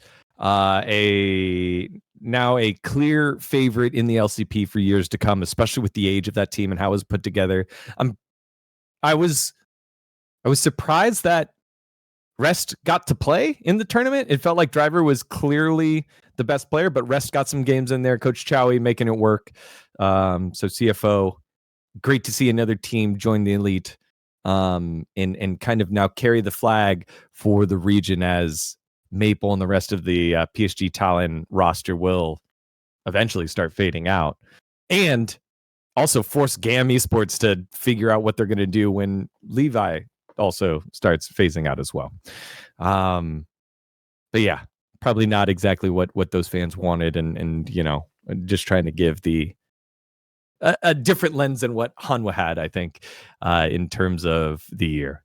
Now, before we continue through the quarterfinal matches and into the semis, it's time to remind you about our friends over at Raycon. Now, this message is sponsored by Raycon. Raycon's everyday earbuds have become a go-to gift for the holidays. They sound great, they last all day, and then some. And with 32 hours of battery life, they actually stay comfortable no matter how long you wear them. 4 million people already have a pair, so if you're curious, now's the time to try them out. For Black Friday and Cyber Monday, you can get up to 30% off all Raycon products, perfect for gifting or keeping for yourself, just like I did here. Boom, got mine. That was charging because I needed to recharge them, and they don't have to charge too long. It was 10 minutes, gives you 90 minutes of playtime, up to 32 hours of battery life with the case. It has an awareness mode where if I just push the button just a little bit longer, it allows me to hear around so that active noise cancellation can take a back seat to make sure that I don't get ran over by the bus or something like that outside. Over 3 million customers already love their Raycons, and they come with a 30-day happiness guarantee. So if you don't love them, returns are easy, so you have nothing else to lose. I can't imagine what it would be like if I was going to the gym, going golfing without my Raycons. They become part of my daily routine. Now they can become yours. Raycons going big for Black Friday and Cyber Monday. Everything's up to 30% off. Just click the link in the description or go to buyraycon.com/powerspike to save on Raycon audio products worldwide. That's buyraycon.com/powerspike to get yourself that discount. Thanks to our friends over at Raycon. You're going to love it. Yeah. Also got another color. I got rose gold. I have two now. So this one and rose gold because I always lose them. But that's why I bought another one. So thanks to our friends over at Raycon. All right. Now into kind of the bigger ones. It was the Derby. It was the LPL Derby before we got into the other one, or no, not the LPL Derby. It was G2 making the LPL side of the bracket. G2 making their appearance here and promptly making their exit. It was 3-1. They put up a fight against Top Esports, but I just feel like this one was the least memorable series to me. I think everything else was pretty surprising, but this one felt the least memorable. Jamada, as a person from that region, but also enjoyer of LPL, how did it feel to have to wear the "I told you so" badge and kind of be like, "Oh shit," or "fell for it again" badge, and be like, "Oh shit, I got to take this off this time. It's not G2 getting it done." Oh no, I didn't have to take it off for long. First part. Yeah, didn't have to do that. Second part, actually, I didn't even feel like taking it off because I'll be frank, I didn't like Top Esports' game into G2 series, rather into G2, basically start to finish. I really think they looked fucking horrendous versus G2. I think maybe only game one you can be like, and even then I'm trying to re-jog my memory a bit because what's really stuck in my head is the game. That was the Cream Macaulay completely fisting everyone. That was the game. Yes. Like that was just all right. You know what? Fair play, Cream. You know what, kids? Sometimes you still got it. But like the game 3 and 4, I think were just so jarring to me. One thing, like maybe this is just like the narrative on the day and like the specific people that I interacted with, like on socials. People are really angry at the drafts from G2, which I know has definitely been a habitual thing over the years, right? Since the Yike iteration, where they get to some very important place in an international tournament, and then they do some like crazy shit for like drafting, usually it's game 1 or it's the closing game of a series. Draven. Like Draven or like the Kha'Zix into T1. I think that was MSI 23 or 4. I think it was 4. Where stuff just looks really out of whack. But I actually didn't hate their drafts throughout this series, to be honest with you. And even the 3 and the 4, where I felt like the game 3 draft, at least to me, it's okay. It's a Caitlyn lane. It's not the most punishable lane. The problem is you have to rely on Labrov. Full stop. To land hooks, right? To really kind of make that comp go in the early stages. After that, though, you've got it's a bunch of skill shot CC, but it's the kind of CC that if you hit it on anyone on the enemy team, even if they have mercs, they should get blown up and just deleted. Like it's Ivan Q into Thresh Hook, into Caitlyn Drap, into Silas whoever gets hit by a piece of CC should die. And it never really felt like G2's read on the game was, let's get to an objective first, even if it means we have to drop a wave, like that might suck. We have to be the team in front of the objective. And the one time that they did it a wave earlier. I think it was 3rd Dragon, and Labrov throws out a hook. They're camping Banana Brush, throws out a hook. Kanavi actually just like, he's doing the jitter thing where like you're walking into a bush where someone could potentially be. So you're trying to sidestep a skill shot, and he dodges the hook. But then the realistic reaction to that is you have to bail on the play, in my opinion. You can't. I don't think you can start a fight in that composition in like a neutral setting because you're outranged, your output, you will get run down over time. LeBron flashes in and flays because Broken Blade is on a flank angle, but it's like the least threatening flank angle of all time. I want to say they end up killing off Cream on the Hui, but it's like the Trundle is touching your backline, the Aatrox is touching your backline, and there's no reasonable way to play that fight, right? And just throughout, there were like many sequences, even in that game, where I think what really fucked up their game was when they got Herald, because what they did with the Herald, I think, was really egregious to me. Where I think the mentality was, let's get the most amount of gold out of the Herald as possible, but what they dropped for it was mid-tier 1, and then them not having mid-tier 1 basically set up for them to never actively take control over the map for the remainder of that game, really. And that's actually what led to that fight I was just describing, where LeBron flashes out of the bush and flays instead of like flashing out. Because it gave, I want to say it was 369. I don't think it was. It was 369 because he's on the Aatrox. Gives him the angle to actually attack Khans on the back line and just kind of run away of that fight. So to me, it didn't feel like they had like a clear, this is how we have to play the fight, and if the fight doesn't play out this way, we shouldn't take it. And then game 4, they just played like it was just veganism, just straight, just bitch made gameplay. I don't really have anything else to say besides that. I'm watching Labrov play for KDA on Nico. What's going on? What's going on?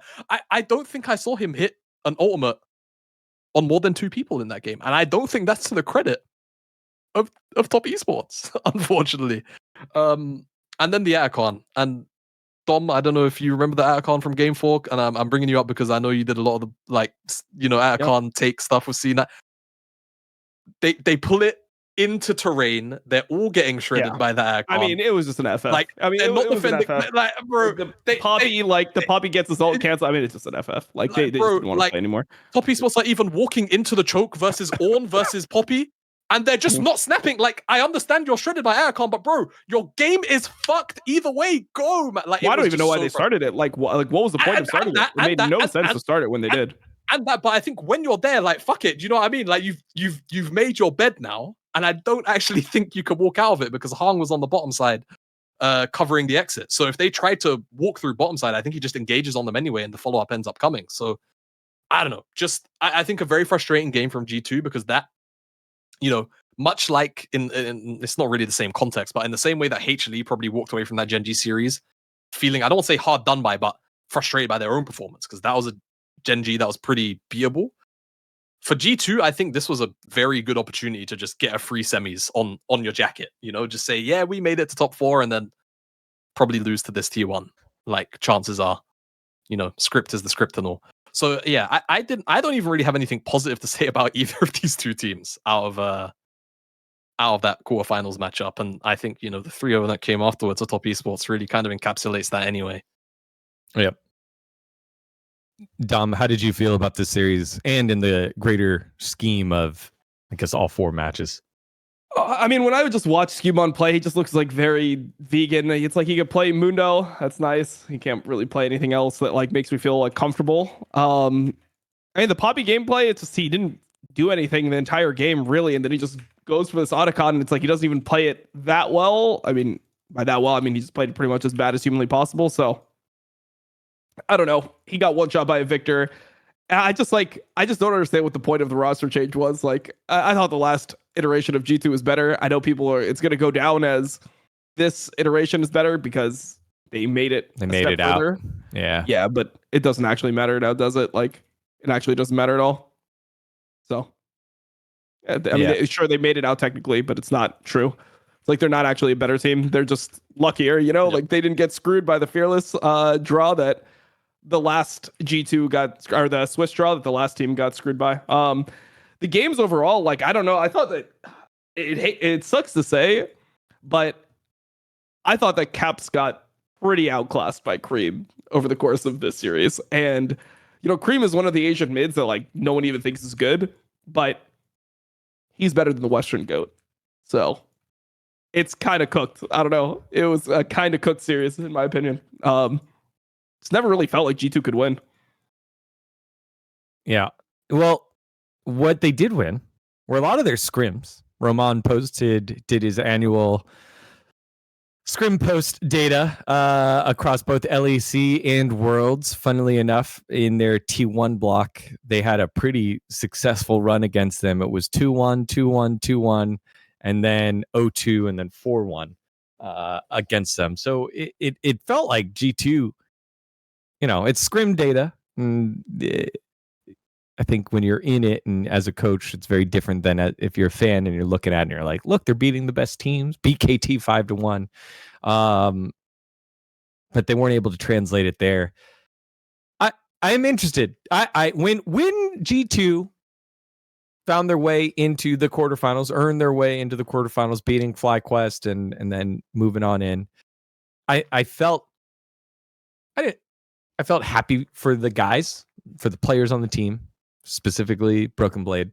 But now I'm interested in, will they be able to do it again? Will they be able to replicate the success? And will they stick with this roster? I think they will, but will it be able to happen again is the thing, and create some consistency here and what their international success would be. There's a problem right now where there's like just not that many good supports in Europe. It's like Mickey X is doing his SK thing. Trymbi was potentially on the market. Trymbi was on the market. They made it to BDS, and they decided to just stick with LeBron. Trymbi is somebody that has like a reputation for being like, like emotional, an emotional player, And I feel like G2 is like I think that they just want a certain type of profile of player. And yeah, like I don't think that he's somebody that I like after the Heretic stint. I feel like now he's got to kind of work his way back up. It's not like he's gonna be able to like just walk into one of these like really good teams. All right. Well, that is G2. Congrats, European fans and Europeans, for making it out. You did it. And then finally, let's move to the Giga Banger. It was AL versus T1. The hopes of China for something different against the script. And what a script it was. It was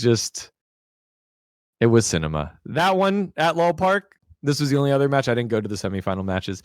That one was stress. It was stressful. It was exciting. It was all the ones that it was, I would say, like, good fandom. It was great fandom. Not only was it sold out inside LOL Park, but it was packed in the lobby doing the viewership thing that I usually tweet on out. AL and T1. Jamada, you first. Oh, gosh. I mean, first off, I think probably best series, maybe start to finish of the year. Couple of contenders, and maybe there's a lot of recency bias going on, but that was like a fun, I don't know, was there was there a bad game really? Like in terms of spectacle, I don't think 4, so. Like maybe. Before we do analysis, I mean, game 1 I think was pretty bad. Game 1 was like a pretty complete stomp by T1. I would say. Like Flandra's like ahead on Rek'Sai. They lose the one Drake fight. It was never close after that. Yeah, I guess like that's the outlier, I would say. But like at least to me, the rest of the games are pretty damn good. I thought 4 was kind of a stomp too from T1. Yeah. Like I never felt like this LeBlanc Mordekaiser comp was actually going to win. I think it was like a stomp in the sense of if you're really watching the game hard, it didn't feel like there was really going to be too much a chance for AL. But what I will say is, I think I actually credit that more to T1 in that specific game where it felt like for a lot of it, they were just kind of going with the motions of whatever setup they ended up having. And like, more carry approaches, where it's also, Doran getting good timers, just kind of walk across the map, presses Archie, or just like good TPs, whatever it may be. But they kind of just, at some point, I think it's like maybe 27, 28 minutes into the game, they just go, this Mordekaiser is the problem. Let's press all of our buttons on Mordekaiser, and then there's no issue anymore. Because I think at one point he was like 4-0. He was like a ridiculous amount of gold ahead. Like he was like the walking problem Thanos of that game for AL. And yeah, overall I think it's hard to not just look at what ends up happening in Game 5, and the closeness of that, and the kind of tragedy of basically everything if you're rooting for AL, where I actually don't think they could have rolled lower at every every important moment in that game. They couldn't have rolled lower. Like that's such a good way to put that. Tarzan didn't win a single smite, right? Nope. It ends up being Hexol, which would usually be bad enough in its own right, but then it's one of the few souls that can do the thing which stops AL from like securing Baron in the one opportunity that they actually had to get it. Off the back of some poke. And then, of course, there's the Atacon, which we will now watch a replay of and hear the caster call of for likely years. Do people know Mel has an execute, by the way? Like, I couldn't tell. Yeah, I think so. I'd assume they know. I hope so. Right. It's pretty core to that Champions kit, to be honest. But I guess maybe the readability is kind of poor from Spectate. I'm unsure off the top of my head, because I don't see Mel often. But even the Atacon, in terms of rolling low, it re-leashed so far away from the pit. And I think that was crazy. I know the mechanics of how that work was more or less because Guma was inside the circle and he autoed it. So like, because of specifically how far away AL had walked, it re-leashed to Guma so it didn't lose its patience, and then it just sat there at 1k HP and they just had to play the flip. Just I don't know. What I will say, shout out Faker, man. Like, that was one of the few like no, because I've been very, very critical of Faker, even like through his strongest stints this year, right? I just have. But that's the standard I'm gonna hold the GOAT of the game to. You mean not specifically of that play? I thought you were still just talking about that. No. I'm talking about that game in general. I'm talking about that game in general, because I do feel like he had a bloody fantastic game. From the icon to just the like fights in general, it felt like AL just couldn't really reach him. There was I think it was the Soul fight. It was either Dragon 3 or Dragon 4, I can't remember, where Tarzan, and I don't think he should do it, but Tarzan cues in, trying to start a fight, but he's actually aiming for Onar, I want to say. It's one of the front lines. Either Onar or it's the Renekton. He's trying to CC them. Misses the first frontliner, and then he would have actually hit Faker, but Faker has the presence of mind to actually use W on the knock-up to not get knocked up and then not get chain CC'd, which I feel like a lot of Mels, especially like Mel is not, at least to me, the champion that you're playing and practicing, frequently. A lot, just throughout what we've had this year in the mid pool, that's not happening. The fact that he did that, and then I want to say he just immediately sent out the route, or for sure it got Tarzan killed, was pretty much the nail in the coffin to me, where it felt like, yeah, this game is probably. I mean, it felt shagged at the Atacon, but then that came around, and yeah, like it just kept on kind of getting worse and worse. So yeah, I mean, I do feel as though walking out of that series, still some like mild points of concern where I look at something like the Game 2 draft, and I think to myself, well, if I want to say that's the game where Faker did was it the build with a Tier and Roa instead of like the what do you call it? He needed like Leandries, and he just kind of sat there and he was scaling for too long. Going from that, remember. I want to say that's the game it was, but like landing on that draft and then kind of getting your shit pushed into turning the entire series around. It's just good level of resilience out of them. So that's for me is just T1 are doing the magic thing again. Like that's the bottom line. They've made it the whole way, right? And I think this was the series for many of us where we just kind of watched the outcome and went, they're going to finals. Yeah.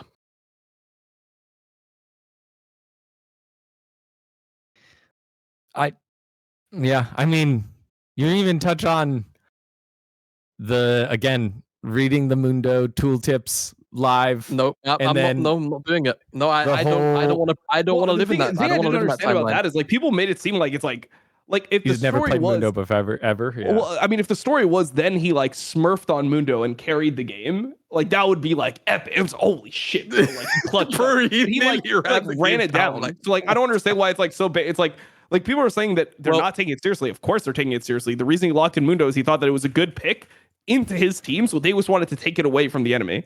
Like that was the idea of like, and they're like, oh, it works well. Like here, you know, like. That's Tom, when the Mundo ended up coming Unfortunately, Owner is one of the best junglers, if not the best jungler of our generation. He plays for T1, so you just got to put up with it, buddy. Like, no, I just yeah, I get all that. Like, I'm a huge Owner Glazer. He's like my favorite player on T1. But, he is actually. Yeah. But it's like it didn't seem like that base to just like run it down on a champion that you don't know how to play. It's like I mean, they almost lost. Like, if Aatrox doesn't face check that bush and they lose the series, is it still based? Or is it only based because they ended up winning? Which like I think deal with. I think those comms never come out. That's what I think. I think we never know that he was reading the tooltip. Like there's two sides to it, right? We always talk about wanting in the clutch moments for teams to not show fear and pull some stuff out, you know, and I always love when you share stories or former pros share stories of what it's like being on stage and needing to do that. Look, all I'm saying is like Blabber played a Rek'Sai that he hadn't been scrimming with in game 5 for Shopify and went like 1-6, and then we lost to Shopify, and no one comes, and everyone's like, fucking playing Rek'Sai on stage. The coaches are morons. Like everyone's flaming Reaper and an arrow for that. But no one was like, wow, that was so based by Blabber. In a game 5, he decided to fucking pull out the Rek'Sai and run it down. That's true. I can't argue with that. That is what happened from the audience. And I think, I don't know. I mean, it just comes to winning here, right? It's winning also in the T1 fan base, but also winning would have helped. I think if that would have happened and they would have been, yeah, we won, and that was my first time playing Rek'Sai, Jamada, I think you can join me on this. I think everyone would have been like, that's crazy. But also, what else would you expect from the 2-time GOAT of NA jungle, right? Like, I think that's what the reaction would have been. Yeah. I don't know. I think it's just like, I mean, I think that it's the age old, Dom. It's the age old. Winning solves every issue. It doesn't matter what was going on before, as long as the result is one that is green. It don't matter. As long as it's green on the match history, it don't matter. Nothing more, nothing less. All right. I mean, okay, I'm down. Like I'm down. Like look, for the storyline, I just didn't really understand why it was so based. Yeah, like I saw a tweet, and at first I was like, ugh. But then afterwards, I took it for what it said. It said, "Wow, the coaches and Faker are all helping Owner pick it for the first time on stage. My team is so based." And I'm like, or my team is so cracked. And I was like, is that cracked? And then I thought about it. I was like, it's kind of cracked because they won. That's the only reason why. Because if they lost, we still could be up here and saying like, man, what great balls to be able to play a champ on stage like that. But we would really be saying, damn, Owner, their most consistent and best player, just kind of ran it down in one of their most important games because he was forced to pick a champion that he didn't want to play. Like, that's what we would say. So I do think it is every narrative. It is the winning. It's the winning. The winning solves it there. Yeah, I don't know. It's just like when all these, this is like the world's narratives that I don't understand. Is like, it just feels like I'm in a different reality, you know? Yeah. Yeah. Well, so what would you say? You would say what about Owner's performance specifically to the fact that he picked a champion that he wasn't as practiced? I would say, yeah, it looks like he didn't play it. Yep. And I agree with that as well. I think that's accurate.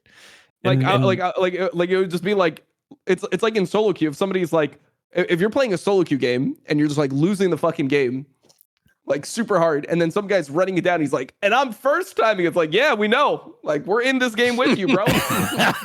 Like, we know you don't know how to use your W. I mean, there's so many situations, pivotal situations, where Owner made plays that like could have been game losing, right? Yeah. If AL was, like if AL gets that third Drake, they probably, or the soul point, they actually just win the game. And he's lucky that I guess it's like skill. I mean, he outsmited whatever. Yeah. But to me, it's like the story was Faker carried the fucking game. Like, Doran played bad, Owner played bad, Guma played insanely well, Faker played insanely well. Carrier played kind of bad, bro. He like R flashed into the wall. I don't know if people saw that shit, but he R flashed into the wall. Yeah. But yeah, I don't know. It just like, it wasn't like oh man, wow, like such a based Owner performance. Like, it was a scary Owner performance. Like, no, it was weird because normally he's one of the most clutch players on T1. Like if you think about when they won that championship in 2023, game 3 versus JDG, the Ralph flash over the arrow, like that was like a huge play. Like he's one of the clutch players that always performs well in the big games. So to me, I was like, something's off here, bro. This Mundo doesn't look good. And also like Mundo's been, doing well at the tournament. Scumon's been playing in and everything, but yeah. Yep. The other clutch guy comes up big here in Guma. The couple of big plays. The one that almost been like kind of won it. Guma's the person that's like leveled up the most, I would say, during the playoffs. I mean, like the thing that's so crazy about Guma is like I watch it just looks like he's just having a pissing contest with the other AD carry. He just walks up to the mid wave and he just starts hitting the mid wave with no support in the other AD carry's face, and they just accept it. Like they're just like, yep, he gets the wave first. So he's getting the wave first every single game. It's fucking crazy to watch. And he's just done this like consistently on all of his picks. And, like he's just going back to all of his picks. Also, one on Kaisa, which was crazy. That was crazy. Again, not a Kaisa player throughout all year.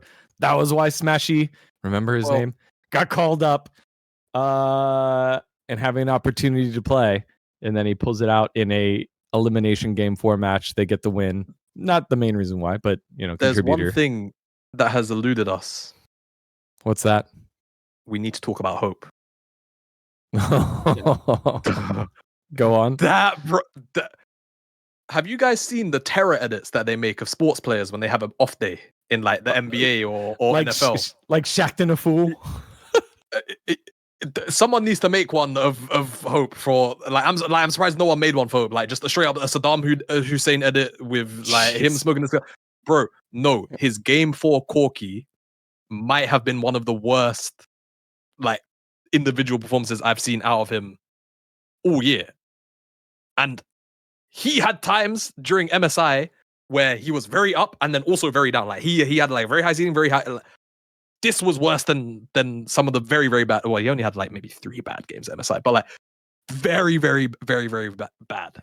There was a play at the Raptor Pit in game 3 or game 4, sorry, where and I get it. It's like you're playing against Nocturne or like it's not fun to play ADC in a situation like your options are almost always very limited. But when the easiest option is laying in front of you like a banquet of foods, and somehow you managed to pick up like the thing that's rotten. Like how? Like every time it felt like he had a fork in the road of opportunities to like just make the right play, live and get out safe damage. He just didn't do it. And the Raptor play, I think it was once Baron had spawned, and it was just like he Valked, but he Valked over the wall towards Raptors, and then basically everyone on T1 was just like, okay, and the T1 are approaching from the top side, and he'd already been CC'd because he let himself get hit by the Ornn ult. So once he did that, Guma just followed him over the wall and just assassinated him for free. Yeah, and it was just like, wicked, man. And it was just on repeat the entire time. There was the point where Tarzan, I think, got caught, and then they have to go through the top side of the Baron pit, and Hope just dies raw, like just no reason. He just lets himself get knocked up by Ornn on the side of the wall. No reason for it to happen. It's not even on the side of the wall. It's on the pillar. It's on the Ornn Q pillar. Dry. Yeah. I think T1 were probably going to win that game anyway, but it's like there's now never a what if because of how poorly Hope played in that game. Whereas at least for like, game 5, there's a lot of what ifs in that game 5, right? There's a lot of what ifs in a few other moments in that series, but like Hope really just like, I don't know, he solidified to me that he might potentially just be anti-clutch, like international. It's almost a bit instilled in my brain a tad, just because of how bad some of those moments ended up being. And we can dive into it in a little bit, or I guess when we get to the rumors part about LPL and what they're doing for next year in terms of their format. I've rewatched it. You bring up the what if, the Elder fight kind of into the alcove thing. The one thing I wanted to bring up was on Guma, him getting split up from the team, owner dying, they go into the pit, all right, they go into the alcove. His flash comes up probably like a second before he has to use it. So 5 minutes ago he flashes, and then at the right exact moment where he needs to flash away from Tarzan to not get autoed one more time, his flash comes on up, and that's the moment where Tarzan throws his hands over his head and does his big yell, and Faker just gets enough mana to ult there. Like it's just script level stuff. It just, if you watch it from 31-26 or whatever, 31-21, it's exact timing for Cleanse Flash to come up after 5 minutes, and Guma uses it perfectly in that moment. It's just, I can't. No one ever brought that up. No one brought it up. They brought up like Faker not having mana, but like Guma's flash coming up right at the time where he needs to use it came up. If Flandre knew that Guma had no flash for like 2 seconds, like that could have been the whole game. But honestly, that's another play. Like that was one of the plays where owner just ran it down, by the way. Like there's no reason for him to to kill himself to jinx there. Like they had them pinned, right? It was like 4v3. They're just completely fucked. Oh gosh. Yeah. In the stadium, obviously, I didn't see that, but when I went back and rewatched it, I've rewatched it like 10 times. I have video. Like, I had my camera out. I was like, this is going to be the moment.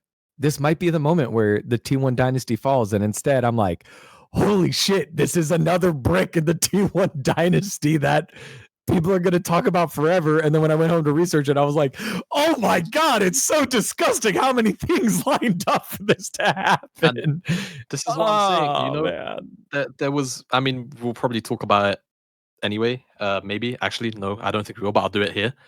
I had a discussion, there's a lot of discourse between semis and finals about, how good was this T1 this year really, like start to finish. Yeah. And I had a take which people seem to not kind of grasp, because again, there's this level of, I think people they struggle to understand that two things can be true at the same time. And it's like, if one thing is true, the other thing has to be untrue. And it's like, if you look at that AL game 5 specifically, and you go, T1 got very lucky, and lots of things went their way for them to win. People will take that as, you don't think they deserve to win, therefore they must, like, you're saying they suck, da-da-da-da-da. Yeah. Some of the best teams in sports ever, period, also happen to be the most fortunate. Like, you can be lucky and good and win all at the same time. And I feel like T1 they just have some kind of divine right, like so much of the time that just protects them from these moments where, you know, that bot play, for example, Faker gets enough mana. Guma's about to have flash, but obviously, you know, they must have mistracked it just by a few seconds. Like all of these things going the way of T1 the entire time. It's like, that's not to take away from their ability to, you know, clutch out and execute these situations. It's just, god damn, how fortunate can a team also be at the same time whilst performing at this level when you really like stop and stare at some of the things that go on in their games. And yeah, like, you know, you talk about the script and everything. This is one of those games, the game 5 explicitly, where like it felt fake. Like it actually felt fake watching it. Like it didn't. It felt like I was watching WWE. I was like, this can't be. This can't be. Like dude, like that's perfect. Like everything has been written out bar for bar, so that I think Flowers is on this cast on the obviously on the English side, where it's like, yeah, we're just giving this guy the best lines we could, like best situation. You know what I mean? Like it just felt like pure like top down cinema. And yeah, that was just like a thing I wanted to bring up because, like, don't get me wrong, this T1 team, again, they've showed up at Worlds. There's a lot of, you know, other things to talk about. Their run's been a little bit easy in terms of the teams they've had to beat in general outside of AL. They're still good, but fuck me, have they had Fortune smile at them a lot throughout a lot of moments in this tournament as well. Remember, like the MCOY series too, not to go too far back away from where we are, they were down like several thousand gold in both those games. Like MCOY were beating up on T1. I think people kind of forget about that because it ended up being a 2-0 in the end. But like that wasn't a good look for them. But they bounced back, and that's a part of the story, right? So yeah, I think people need to just kind of acknowledge that little part too, where it's just like, you know, T1 did very good to win this game, but they got pretty damn lucky along the way. And that's not to take away from the like good play, but it's just like these things happen at the same time. Yeah. Well, let's parlay that into T1 versus top, since that was a short semis. You know, game 1 felt like a do nothing and lose kind of thing for top, waiting to find the angle. The Akali picked early and just never really found it. I think they tried, but never really found it. And then a lot of scraps after that in game 2 and 3, very differently, but it just felt like T1 just kept coming out on top there, and it just felt like inevitability when the Draven wasn't really getting online there for top. How did you see this one, Don? Because I watched this one from home, and I checked across co-streams to see what everyone's reactions were, and Don was in despair, y'all. In top esports? Just that it was happening again, that T1 was making it to the finals and whatnot. Oh no, I mean, I don't know what you checked, but no, I was just extremely bored during the series. That was the main thing. Like I was just exceptionally bored. Like I was just like, I knew top esports was going to lose. I said maybe they could win one game. Like I said the only way that they could ever win the series is if they like smurf from like minute 1. But like the game 1 was like the most vegan thing of all time. There was like 2 kills in like 27 minutes. It was just like the most pathetic thing I've seen. So yeah, I don't know. Like it just was what it was. Like it was just an extremely like boring series, I would say. Everyone knows that T1's going to win this series. I mean, the real semifinals was in quarters. So yeah, it's just like the bracket, right? It was just boring. What'd you make of it, Jamada? I don't know. I didn't really expect anything else. I just didn't expect it to be that dry. I remember waking up because I've been, despite being in Europe, I've been waking up after the games. And I saw it was a 3-0, and I thought to myself, if this is less than 90 minutes of total game time, this is fucking embarrassing. And I've been fortunate enough, I've been getting the replay file. So I went back and I watched every game, start to finish. And I was just astonished at how top esports could just, you know, shout out Daniel Orcs Harrison, man. But first and foremost, that's my guy. I think the total game time ended up being like 84 minutes over the course of that series. They not a single game went over 30, if I recall correctly, which is just bonkers. Just flat out insane. I don't really have anything to add, man. Like they played to everyone who's an LPL fan. They played to our expectations, and I think they just kind of fell into the same, kind of domestic pattern where sometimes, I know this might sound like a bit backwards, but like sometimes domestically in those individual games, is that you just see them do this like stupid bullshit where they're just committing to fights they don't need to commit to, or they're doing it at like a really weird angle. And they did this against T1 basically 3 times in a row, and T1 just ran them over with a smile on their face, understanding that they were just getting a free ticket to finals. Yeah. It was kind of nuts. All right, Jamada, you can go ahead and head off real quick. Jamada needs this has been a long episode, so he needs to take a break. Dom, KT GenG. I don't think there was any world where anyone thought KT would win this, right? This just, yes, GenG looked shaky, but KT was KT. They were supposed to lose to the best team in the world, and they didn't. Mm-hmm. Did you have any inkling that this was possible? No, I didn't think that. I didn't think GenG would choke to like such an easy opponent for them. You know, like, yep, it's like GenG was going to get to play only LCK teams. Like, that was going to be their entire run. They were going to get to play against only LCK teams in best of fives to win. So they were just playing in the LCK again. And these are the teams they dominate the entire year. Yep. They completely dominated KT this year. And yeah, they had the loss in the upper bracket finals.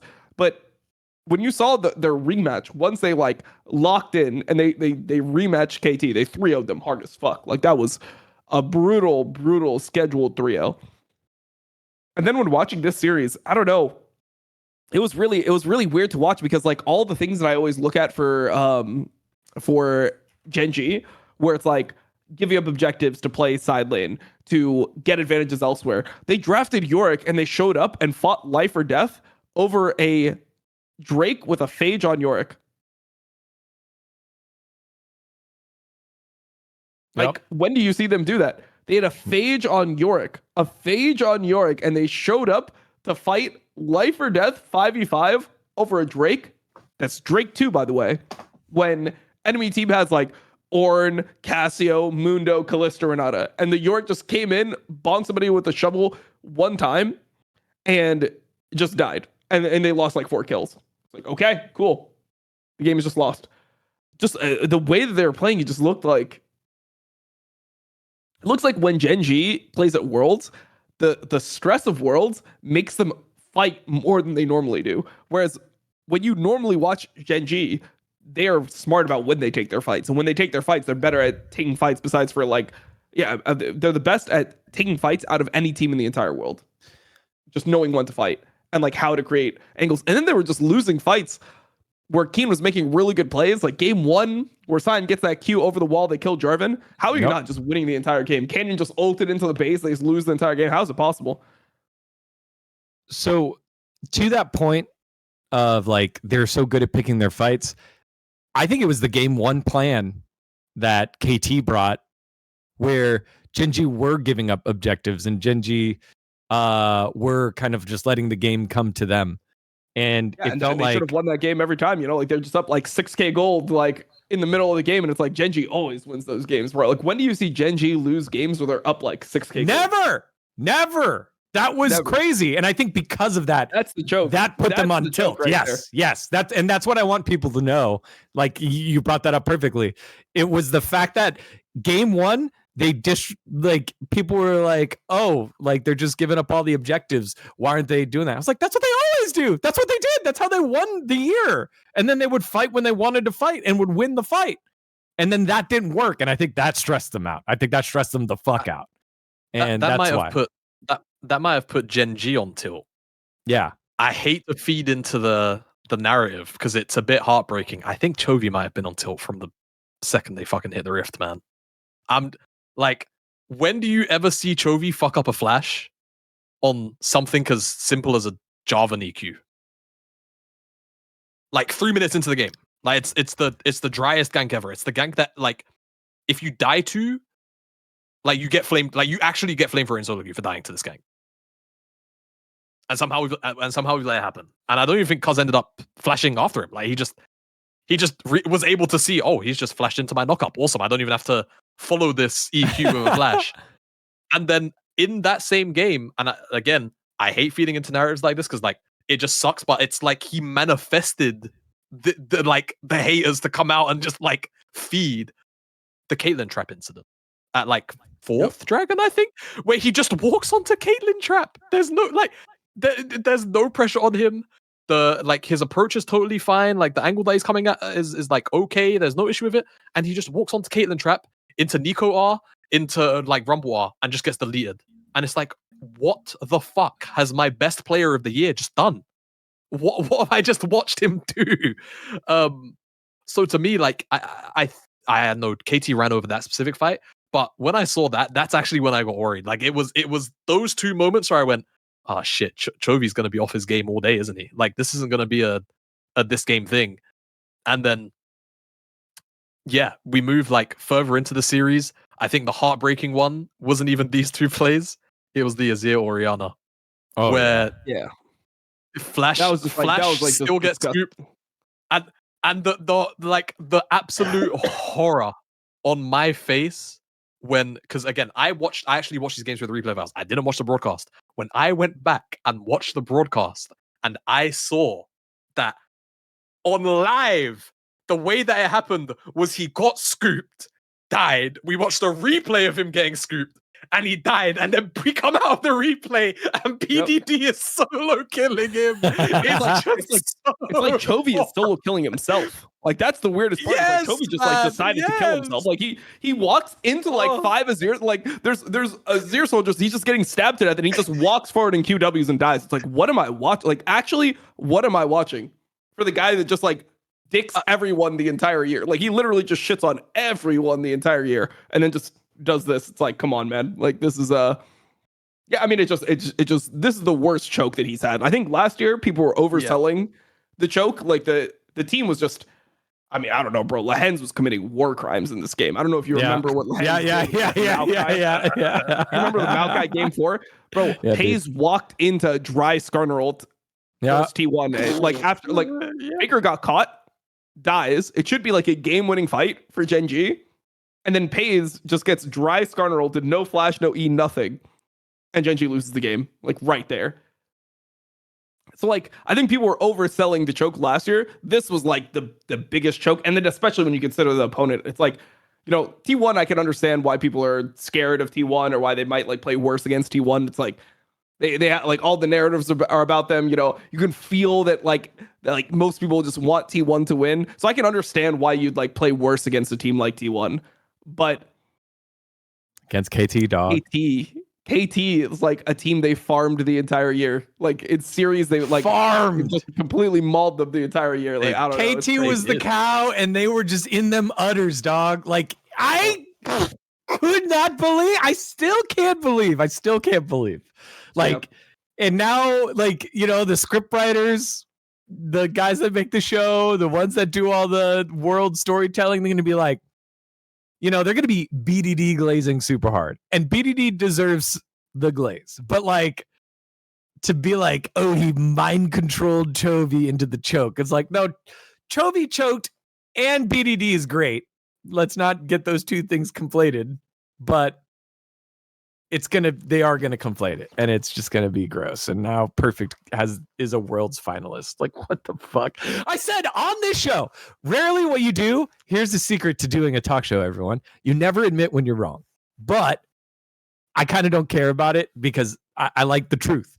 I said Perfect would be the worst top laner at Worlds, except for, who did I say? I think the Boal from BKS and the top laner for the Team Secret Wales. And my man is in the World Finals. It's just, and has performed well. It's so gross. It's so gross. I mean, it just is what it is, you know? Like, what can you even say about it?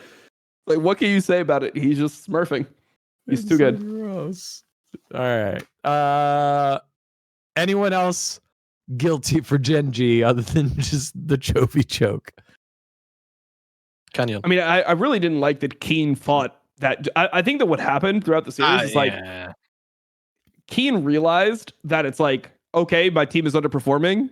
I should just like, I want to be involved in the game. Because like game 3, he's not really involved in the game at all, right? It's just Chovy just completely runs it down. The Orianna's just feeding, and then they just lose. And he's like, oh, I need to be more involved. But if that's the case, like you need to bring that up in draft and play something that allows you to get more involved. But bro, he's playing Yorick. Like he's playing fucking Yorick, man. Like you're playing Yorick, you have to just split push in this game because they have no answer for it really. Like he can just split the entire fucking game here, and that's why I like the pick. Like I think the Yorick pick is fine. Like I don't think this was a draft gap. I think if they team fight all the time, it's a draft gap. But normally the way GenG plays is they'll be willing to like take these 4v4, these 4v5 fights where they're not really giving you the angle. And they're just like wasting your time while the Yorick is just like taking your entire Nexus. And it should be so hard for Ornn to play in this game, by the way. Like this Ornn on 5, I think is a bad pick from KT. They picked Ornn where the enemy team already has Braum into Yorick as well. Like that should be a very hard Ornn game. But it ended up being fine. You know, like the Ornn ended up just getting to fight only and he wasn't getting punished on side. Normally if you show up for that second Drake as Ornn, it's like you're losing your top tier 1 and like then the Yorick has Triforce and then you know, it's like every time you try to group, you should be just getting punished to some degree. I take back what I said about Faker's Anivia build. It was this game. It was this game where Chovy went Roa and he went Archangels. And it's just like, well, bro, you need Leandries and you need Void Staff. If you go those two items together, you're never making it, bro. It's not like no amount of sitting there unless you actually play the game that the way that your draft is designed to.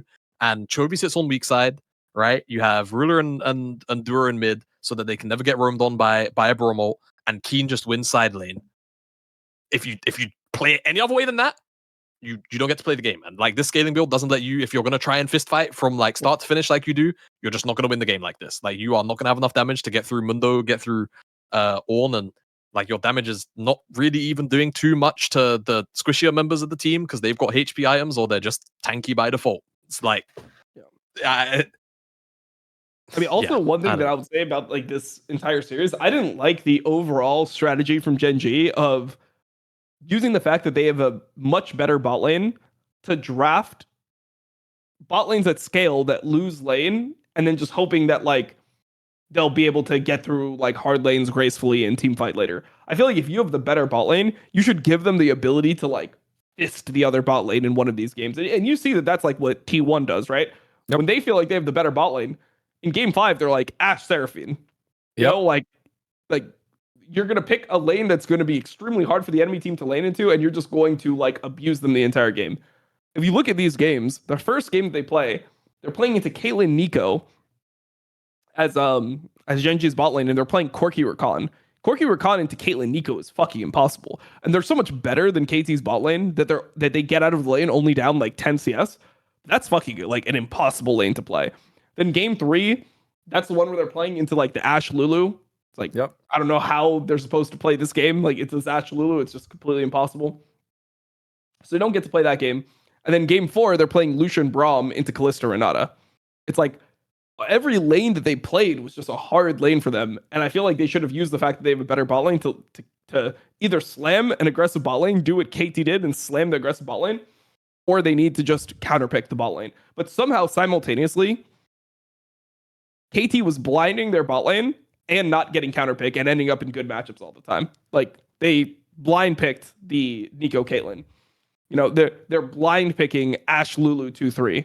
But then and they're doing that on like red side, right? But then when they go blue side, they're blind picking and they're winning too. And then on red side, they're also getting counter picks like 4 or 5. So it's like they got everything. Like somehow they're always getting the winning bot lane matchup. I just thought that was really weird throughout the series. Like I thought that was something that they should have adapted to. They should have given Ruler and Duro the ability to like carry a game.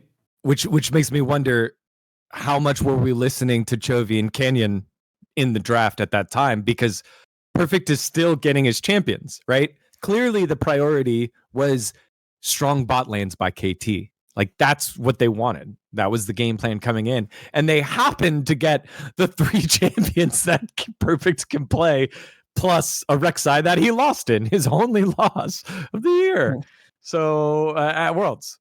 So it just felt like, I don't know, Coach Kim is gonna have a lot of heat on his plate, I think, from the fans. I think you can point to Chovy or whatever choking, and in some of the games it was execution based, but like a lot of the times it's like, man, KT's getting everything they want and GenG just doesn't see it. And part of this is hey, we've always been the immovable object. We've always been that. We've been that all year. We've been that the last 2 years, except when Lahens and Pays threw it away last year. So why would we change? And now they're like facing match point and they're like, oh shit. I mean, they panicked. They literally just panicked. Like, you just watch them panic and choke. I mean, it just is what it is. Like, there's nothing else to say about it. They literally just fucking completely panicked. And I mean, I feel like that's the thing about T1, and that's why they perform, is like, even when they just straight up lose, they don't panic. Like, even at MSI, when they just ran out of tools, like, they'll just do their best and they'll just lose. They'll be like, okay, you guys are better than us. Like, what can we do? You know, like, they'll still play the game the way they want to play, and they'll just run out of gas. And that's the thing about T1, is you, like, in those moments you see what their ceiling is. You're like, oh, okay, they're never going to be as good as peak GenG. But to win Worlds, you don't need to be at your peak. It's very rare that the team that wins Worlds is playing the best League of Legends of the entire year. You know, like, if you think about all the different patches, like, you think about the circumstances, it almost never happens where the team that wins Worlds is playing the best possible League of Legends that anyone played that entire year. And I think T1 like understands that to some degree. They're just like, yeah, like, we'll just need to lock in our champions. They know what they're good at. And when it comes to Worlds, they have all like their things they fall back on. Guma's champion pool, like, he's starting to play Kai'Sa now, which is good, but they only pick it in like the best Kai'Sa games, right? If you give him a dream Kai'Sa game, he'll play it now. But like, if you try to ban out most of his champions, he'll fall back on the Ashe. He hasn't been playing much Xayah, but if you give him a good Xayah game, he'll play Xayah. So he's just going to be on Ashe, Xayah, Jhin, you know, just all the standard Guma picks that he's played for years, Varus, etc. And he's just going to round them off. And, you know, that was one of the things that at the beginning of the tournament, people were off on the lethality Varus. People were like, oh, this pick's just useless. Like, no one should play Varus. It's just completely fucking useless. I'm interested. Then G2 started playing it. Now more people are playing it. And suddenly it's just like game one, we're seeing Varus's and they're doing well. So it is what it is. Final thoughts here. Jamada on GenG. Disappointing way to go out. Like, you beat H Elite. Like, you're playing the final. You know, you're effectively playing a version of World's Finals in quarters. You win when you don't show up like anywhere near your ceiling on that day. Into what, by pretty much every person on the planet, besides Law, who maybe wasn't even that excited anyway, thought was just going to be a 3-0. Just, yeah. It just sucks. And I think the fact that they ended up, or more specifically, Chovy ended up feeding into his own like choking narrative in like multiple different ways. We didn't even realize he got hit by a Asher mid raw, like saw it the entire way, could have flashed it, didn't flash it. Like, there's actually just a long laundry list of things that he did in that series that just like so uncharacteristic that like Chovy on every other day of the year is good to do, but he does it, you know, world semis rolls around, that's the Chovy you get, unfortunately. So yeah, just unfortunate. Definitely the best team of the year, but unfortunately not going to be the best team at this World Championship. There you go. Way to do the tightrope dance there, Jamada. Oh, I can already hear the conversations. Well, they aren't actually the best team if they lose at the World Championship. Oh man. Yeah, we have the same. I mean, like, that's why I feel like League is so boring now. Like, I feel like we've just done the same thing every year for like 3 years now. Like, it just feels like it's been the same conversations for 3 years. So it's like, of course, it's just like, you know what the other people are going to say, and then it's just like, yeah, okay, sure. And then honestly, it's like, okay, so then I guess we should just delete the rest of the year then, or like, I guess then I'm going to make you admit that DRX was the best team in the world in 2022, right? Yeah, I me's like, the thing is, it's T1's winning every time now, but I doubt that if we had like, this is what I thought about. Let's say we go for the argument that only Worlds matters. Okay. Let's say that Faker had the same exact career that he had, but then since Chovy comes into the league in 2018, they swap careers. So Chovy like wins 3 random World Champions. Let's say he wins a 4th one next year, right? Like, he wins these 3, and then he wins a 4th, like in the reverse the parallel universe, and Faker's up to like 15 LCK titles. He's won 2 more MSIs, so now he's at 4 MSIs, 15 LCK titles, and 3 worlds. And Chovy has 4 worlds and 1 LCK title. Do you think that anyone is actually calling Chovy the GOAT over Faker? If Faker is like by far, you think people are, if Faker is by far the best player in the entire game? Okay, I think people it would delineate GOAT and best player. I need a very important distinction to be made here. In this parallel universe, is Chovy wearing a GenG jersey or is he wearing a T1 jersey? Because I think that alters the answer very differently. I think that gives you a different answer, like very quickly to how that narrative is spun. I'm just saying, like the GenG jersey, Faker's wearing the T1 Oh hell jersey. no. Yeah. And Faker is he's Chovy. He's the best player in the game by far, and he just can't get it done at Worlds. But he's just winning. Like he's beating everyone's ass. It's so obvious when you watch LCK that he's just like the CEO of LCK. Nope. Wait. Sorry, I'm confused in this. Does he have 3 world championships and then Chovy has 4? Yeah. Yes. Then I can 100% see people making that argument that Chovy won 4 world championships when it matters. Yeah, I think that people would do the same thing, which is incorrect. So Chovy's got 15 LCKs, 4 MSIs. He's the best player in the game, just beating everyone's ass year in, year out. And he has 3 worlds early on. He's not the GOAT. I think he's more of the GOAT than he is now. Like, it's like, holy fuck, this guy is like, it's like, bro, he's actually, at that point, he's been the individual best player in the game for like 10 out of the fucking 12 years of his career, like by far, you know? Your question was, would people make that argument? My answer is yes, people would make that argument. Yes. I agree with you. It's more solidified, but I am so like convinced that people would make that argument. My position is the exact same. I mean, it must hurt you as like an LCK fucking host that it's like people just think that LCK just doesn't matter. Like, I don't know. Like, I watch LCK and I'm like, damn, this shit matters a lot. And then like the average fans just like think that LCK is nothing. They're like, they don't care about like who wins LCK or like. It just doesn't matter. You know what? I've started kind of mentally. I have started to like kind of mentally equate it, though. Like the systems are obviously different to like football and the international play and fans against like people that actually follow the leagues. Where it's like you'll get a lot of people that just like come out in terms of just being patriotic about like, oh, England are playing, oh, France are playing, and like, but they haven't watched a single game of the Premier League or Ligue 1 in about 3 years. But it's like, oh, well, the Euros are on, all the World Cups, and that's how like. I'm starting to kind of just mentally get to grips with how like these narratives kind of take hold and like kind of just take root inside the community, where it's like there is genuinely such a large cohort of fans, whether they be T1 fans or just general like LOL esports fans, that seemingly do just show up for Worlds and very little else. So okay, I buy into that narrative a lot. Okay. I am searching up some parallel those players. Okay. I'm searching some parallel worlds here, right? So you go to sports. Who like, and we've got some good and some bad examples. Who has lost the most NBA finals? So like by like, you know, percentages here.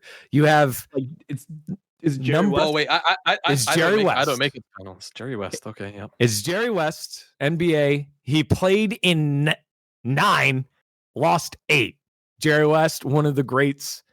But the GOAT, no. When you get to GOAT conversation, up there at the top is LeBron James. LeBron James is 3rd. He's made it to 10. Jamada, how many championships? Just quick maths. How many championships has he lost? He's made it to 10, which is crazy. 10 finals. I'm gonna say he's lost 4. I know nothing about the NBA. That's great. But you know the NBA, but you don't know. You're not a deep cut. He's lost 6. He's lost 6 championships. Yep. Oh. How many did MJ lose? Ooh. Oh, that brother had a long ass career. I don't know. I'll go more. Probably 7. 0. He's lost 0. Okay. He's lost 0. Yep. Oh. Won every finals he was ever in. But like, Every I mean, I don't know. Like finals. in the NBA, I feel like people have moved past this to some degree. It's not like there is like ring culture, which is annoying, but it's not as ridiculous as like no one claims that Bill Russell is the GOAT. I've never heard anyone like everyone just talks about Kobe or LeBron. No one really, or sorry, not Kobe or LeBron, MJ or LeBron. No one really talks about Kareem Abdul-Jabbar as being like a GOAT candidate. Most people just have him third. It's like no one talks about Bill Russell being the best player ever because he has like Bill Russell won, was it like 11 out of 13 or was it 9 out of like 12? Like something like absolutely like stupid. This guy has won how many titles? He won like 10. Yeah, he won 11. He won 11 out of 13. He won 10 11. one as a coach, I think. Yeah. And yeah. And like not only, and it's not like he's just like a role player on like a winning team. No. He's like 5-time MVP. You know, he's like the best player in the league. Everyone thinks he's like insane. He's like the most talented defensive player that like, you know, anyone had ever seen. Obviously, this is the beginning of the game, and he was like by far like the most defensive. But no one talks about him being the GOAT. So it's like people have moved past like the rings defining everything, and that's in a league where there's only the NBA championship. There's nothing else in the NBA to win. Like there's this NBA Cup thing that's part of the regular season that no one gives a fuck about. But like just made we that. we have LC, and like the thing that I hate the most about it is like, okay, if you're somebody that thinks that Worlds is the only thing that matters to players, why do people think that Faker was banging his head off the wall in LCK during a regular season match? That's my question. Like, you think that he just doesn't care? Like, that would be very weird behavior if he didn't care. Like, to me, it just seemed like he was really frustrated with his performance. Like, that was the game where he kind of like ran it down. I believe he was playing Corki in that one, and he like caused the team to lose. And like he probably felt bad about that. And I'm like, damn, this guy like really wants to win. I was like, damn, that's like the heart of a champion. Like that's like it. Like he's fucking hard on himself. Like this guy wants to win everything. So it's just so weird that we have these conversations every single year because it's like, I feel like the fans only care about Worlds because they only watch Worlds. But do you think that like the whole split where T1 is playing in LCK, they don't care? Like, bro, no. Think about every time that you listen to a Guma interview, he talks about how like ridiculously hard it was at the beginning of the year when he was like getting benched and fighting for his spot, and then like the team was struggling and like everything they overcome, and like we're gonna pretend like they didn't care about this. They only cared about, they're like, we're probably gonna rock up and win Worlds anyway, so fuck it. It's like, bro, they had to put so much in to actually be able to get to this point. Like this team could have fallen apart. You know, like this team looked like it was destined to fall apart at a point. It was like, holy shit, like they have no firepower. Like Faker's not a super good laner. Doran's not a super good laner. Guma's champions were out of the meta. It's like, how did they even play the fucking game? You know, like it was like, how do we even play the game? It's like Owner's trying to carry. Like Owner was like, people were just like, man, give Owner to the fucking MVP because he's having to carry every single game, and if he doesn't carry, they lose. That's how it looked for T1 for a while. And then we just get to Worlds and we just like reverse all the narratives for the entire year. So that's just why, as a content creator, I find it extremely boring. It's like I don't even feel like T1 fan. Like I feel like I care more and watch more of T1 than T1 fans. Like I think that I legitimately like the team more than them, and I don't even like the team. And I think I like the team more than them. I think I care more about the team than them. I care more about the history of the team. I probably watch more games of T1 in my life than them. You know, that's what I hate about it. It's like they're not even real T1 fans. Like if T1 loses if Faker retires and T1 is one of the worst teams in LCK for 10 years straight, none of those motherfuckers are going to be here anymore. They're all going to jump ship. They're not built. They couldn't deal with a Dolphins run of being one of the worst teams for fucking 25 years. Imagine T1 didn't win a playoff game for 25 years. You think these fans are still going to be fans of that T1? Hell no. Hell no. It's not happening. They have no resolve. That was crazy. No resolve. I see right through them. That was crazy. It is what it is. As a fan of a football club who have not won their domestic league since I had maybe very recently gotten out of diapers, Dom, I get it. Fuck winning the domestic league. They haven't won a playoff game. Like they're not going to win one this year, so it's going to be 26 years next year. By the way, our star player, his leg was on backwards. So if you can imagine what a leg normally looks like. Imagine if where the knee bends, it was bending literally the exact opposite way. And your leg was pointed like this, upwards. That was our star player. That's our star player. my quarterback has CTE, like insane levels of CTE. Like he actually like this guy. People have recommended that he stops playing football because he is so brain damaged from playing football for this amount of time. This is what we're dealing with. So we're not going to win a playoff game probably until I'm like 45, 50, maybe, if we're lucky. You know, if we get some fucking like, if we luck it, maybe we can do it in the next 10 years.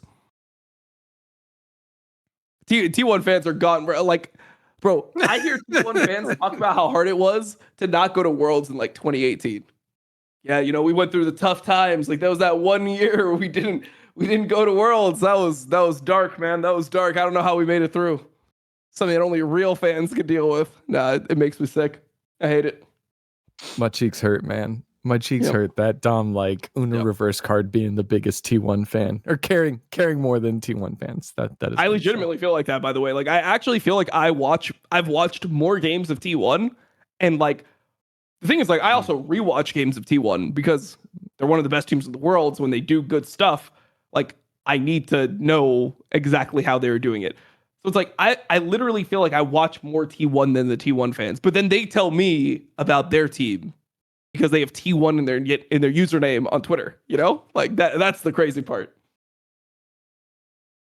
Chat, are you a bigger T1 fan than Mr. IWillDominate? Let us know in the comments below. Also, and while you're there, like, if you read subscribe. my tier list, I had them in finals this year. I had them top 2. I had them in finals this year. This is also not something where like if they win, I thought GenG was gonna win, but I thought T1 was the second best team coming into Worlds. So I also rate them super high. That's the other thing that T1 fans like to do. They like to tell you, Dom, you think that they're gonna suck every year, and every year they overperform your expectations. Like, I mean, I like they overperform my expectations, but I'm normally one of the higher people on T1 in the community. Like I'm one of the people that actually thinks that they're better than the general public does. So yeah. I think I had him a little further down. I think it was 1, 2, 3. I think I had him third, and then I had the LPL teams there, and then KT like probably like 10th. Nice. Yeah, I mean, I had KT like 8th or something. I had them. I think I had them above the Western teams. I'm pretty sure I had them above all the Western teams. I think I didn't make the mistake. Let me see. I think I made the mistake. I had G2 FlyQuest in front of them. All 4 LPL teams. I do think that they should just be the worst. Yeah, no, I had them above every other West. I didn't cope. I just put all this. I put the 7. I mean, I guess BLG ended up underperforming, but I was just like, all the LPL and LCK teams are better than all the other teams that are not in the LPL and LCK. I put FlyQuest below them, G2 below them, CFO below them. Like, I had KT above every team that wasn't Asian. This is what it is. It's just that's just what Worlds is. Well, now's the time for us to bring up the Kalshi crystal ball, where we will predict the future and do so using the markets, the markets provided by Kalshi, the largest US prediction market. These are real money markets. People are trading on them, what they think will happen.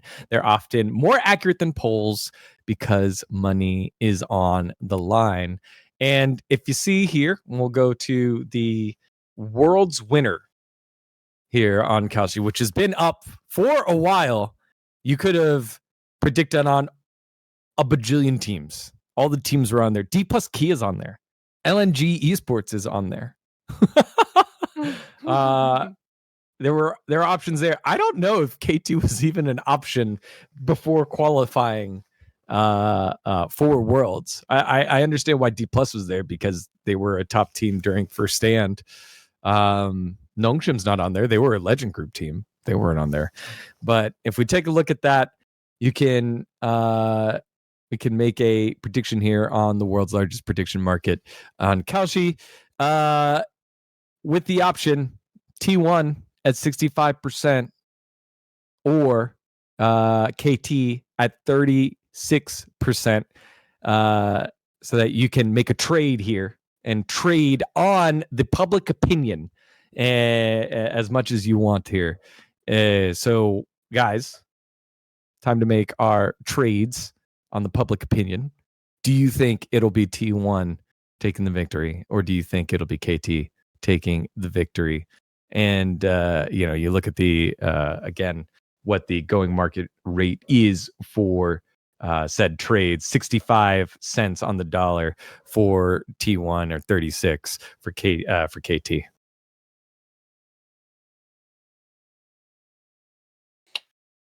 I'm taking KT. What? I'm taking KT. That's gross. I'm taking KT. I'm taking KT. I got anything else to say. I'm taking KT. Look, I believe this fuckery can't go on for much longer. KT have got it in the bag. This is what we need from them. And I think the people's opinion on this is going to be the one that goes the right way. I'm there with them. I'm there with them on the KT. I don't think the 3-peat gets to happen. Not like this. It can't start with a Weibo finals and end with a KT finals. The 3-peat can't go that way. It just can't. I refuse to believe it. No, it's going to go like that. It's going to go like that. I'm in the KT was going to win Worlds the next 2 years, 3 years, 4 years. We're going to have the same thing happen over and over. I'm so convinced T1. I also have my hair on the line. I'm going bald. Oh yeah, you're going bald. Yeah, I'm going bald when T1 end up winning, and I know it's happening. I've already decided. I'm like, bro, I need fucking clippers that can actually cut my hair. The ones I have, I don't know, bro. I have the ones for your face, but I think my hair is too long for that. So I'm gonna get real. Yeah, I'm I've already convinced. I'll be bald in 2 days because T1's winning Worlds. It is what it is. When did you make that? Right when Doran signed. I was like, there's no way they can win with fucking Doran. And then they just won with Doran. So it is what it is. Dang. All right. Well, I believed in Chovy. And that trade would not have worked out, but you can make trades now over at Kalshi. Head on over to kalshi.com/LFN. It's a $10 promo for people who sign up using the code. So that's kalshi.com/LFN and trade $100 and you get $10 for free trades. Thanks to our friends over at Kalshi, the largest prediction market in the US, thanks to our friends over at Kalshi. 65%. Fascinating. 65%. There was a fact on Reddit that said, it was one of these facts that supports you a little bit here, Jamada, that said, I think the team that has gone on to eliminate GenG went on to win Worlds. Is that the fact? I think that was. Let me see. One interesting Since stat line. I think that let's was. go and check that. That happened. EDG was the one. I'm gonna go look for it. EDG beat them as well. That eliminated GenG won Worlds. What do you? No, BLG beat GenG in 2023. Okay, well then, where was the fact? Is the KT GenG? It was a fact like that was supporting KT, and I was like, that just seems random. I'm scrolling. I don't think I'm going to find it because too much news came out on Reddit recently. Oh well. All time. Let's search this last week. Oh well. I don't see it. I can't find it. I'm trying to find it, man, because I was like, this is stupid, but also, is this how they do it? Is this the way forward? Fuck. Can't remember. Oh well. Well, there you go. Let's model it out here. KT versus T1. Ban Rumble and be better than everyone else except BDD. BDD, I think, is going to have himself a day. I think owner can neutralize Cuz. And I think this bot lane is actually going to be exciting because hopefully KT doesn't change and continues to draft strong bot lanes. And we'll play that into Guma and Keria. And DuckDom has an opportunity to show that he is elite, which is a meme that all of us were using in the LCK broadcast. Because Wolf, out of all people, Wolf was like, I think DuckDom's elite. And we all joked him. And then they started having the run there in the playoffs, and his performances across multiple different champions. His Ziggs performance was kind of nuts. And we're like, shit, is he elite? And now their whole strategy has been draft through bot lane. Because you know what you're getting with BDD, you know what you're getting with Cuz, and you kind of know what you're getting with Perfect. So it led them to be like, all right, we're going to be the X factor. And he's been able to step up along with Peter. How do you think that KT should go about it here, guys? Let's start with you, Jamada. I think it's all about the bot lane draft, right? You mentioned the importance of the matchup anyway. I think how they approach Carrier's champion pool, and now, like, admittedly, even Guma's, right? Like, the fact that Guma has now kind of, spread his wings out. He's willing to play Kai'Sa in the good Kai'Sa spots. His Corki, with the exception of quite literally, I think, the very first Corki game where he did that stupid-ass Valk into Ruler and Dura, I think it was. That this is all the way back in, like, February or March. He's got a very acceptable champion pool now, where it's not just, the air quotes Guma champs. So I think the way that KT navigate that in terms of when we saw T1 kind of struggle throughout LCK playoffs, it was how teams actually approached initially, like the carrier drafts, where it's like, I think what DK did really well off the top of my head was they pretty much always traded 1-for-1 with a carrier champ throughout the entire series until they were able to either ban out 2 champs out of his pool if he hadn't picked it in the second round, if he hadn't picked by the first round rather, or they were just trading 1-for-1 every single time until his pool was really, really pinched. Then otherwise they just, I think HLE also kind of would just play drafts where they would just ignore the bot side pretty much. And I think that's probably not the way to go with this Duckdown Peter lane, because I think that's just asking for trouble. So I think really the approach of Carrier's champion pool, like especially the Bard and the Nico, right? Those are the 2 champs where, you just don't ideally want Carrier to have a game on either of those 2 champs. And if you're going to have him play a game on one of those champs, then you ideally want to have the other so he can't play it afterwards. And I think that's really the angle that they probably have to go from start to finish, whilst trying to maintain strong bot lane drafts. So like, if for example their game on blue side, outside of, or like maybe like red side, if you want to leave Bard and Nico up and you think they'll first pick Bard, or you like over some like crazy shit, take Nico and Caitlyn. Do something creative, like, you know what I mean? Like, really get creative. Don't like overcook too hard, but that's where I'm really looking at KT to try and neutralize T1, because otherwise I think they will, struggle simply by virtue of it's World Finals, it's all the T1 magic. The T1 team are this was Russia's a very clutch team when their backs are up against the wall. What was the obnoxious ass record? I remember, was it like they're 11-1 or a 12-1 in series internationally when they go down 1-2? I remember seeing that stat line somewhere. Yes, I saw someone throwing around that stat line, and I don't think it was fake. Like, it was one of the casters. I want to say it was Jat, like, went and found that stat or got fed that stat. It's a really, really, really ridiculous stat line. I don't know for how far back in history. I just know it's a thing. So, if you take the lead, if you end up 2 games up on T1, or if you end up in a 2-1 series, and you're in game 4, like, slow and steady. Like, don't try and rush plays. Like, all these kind of things. That's where I'm looking at KT to just kind of keep their cool, because T1 will keep their cool. Like, they're a team that don't really crack on the pressure. And that's really going to be the difference maker to me. The bottom side, and then that pressure side of things, especially if the series ends up going lengthy. So focus there on Carrier's champ pool. Dom, what would be your game plan here if you're making a game plan with the parts that you have in your KT? Well, I mean, I think at this point you have to assume that what's been happening the whole tournament will be the case. I think that Perfect will be able to be completely okay into Doran, if not be able to win lanes versus Doran. So I think you just draft for Perfect the same exact way. And I think that they need to contest. I think they're gonna ban like carrier champs like everyone does, but I think they should contest Guma's champions. Like, if Duckdom can open with like a Varus in one of the like early games, or he could take away Ashe, I think that would be huge. So, like they drafted Ashe Lulu in game 3 versus GenG, and that was also like a huge Guma champ. Like, he plays so well on Ashe whenever he gets it. I think that could be a good way to limit Guma and make Guma actually beat you with the Kai'Sa in a non-ideal Kai'Sa game. Like, I feel like T1 has showed most of their hand. KT showed most of their hand.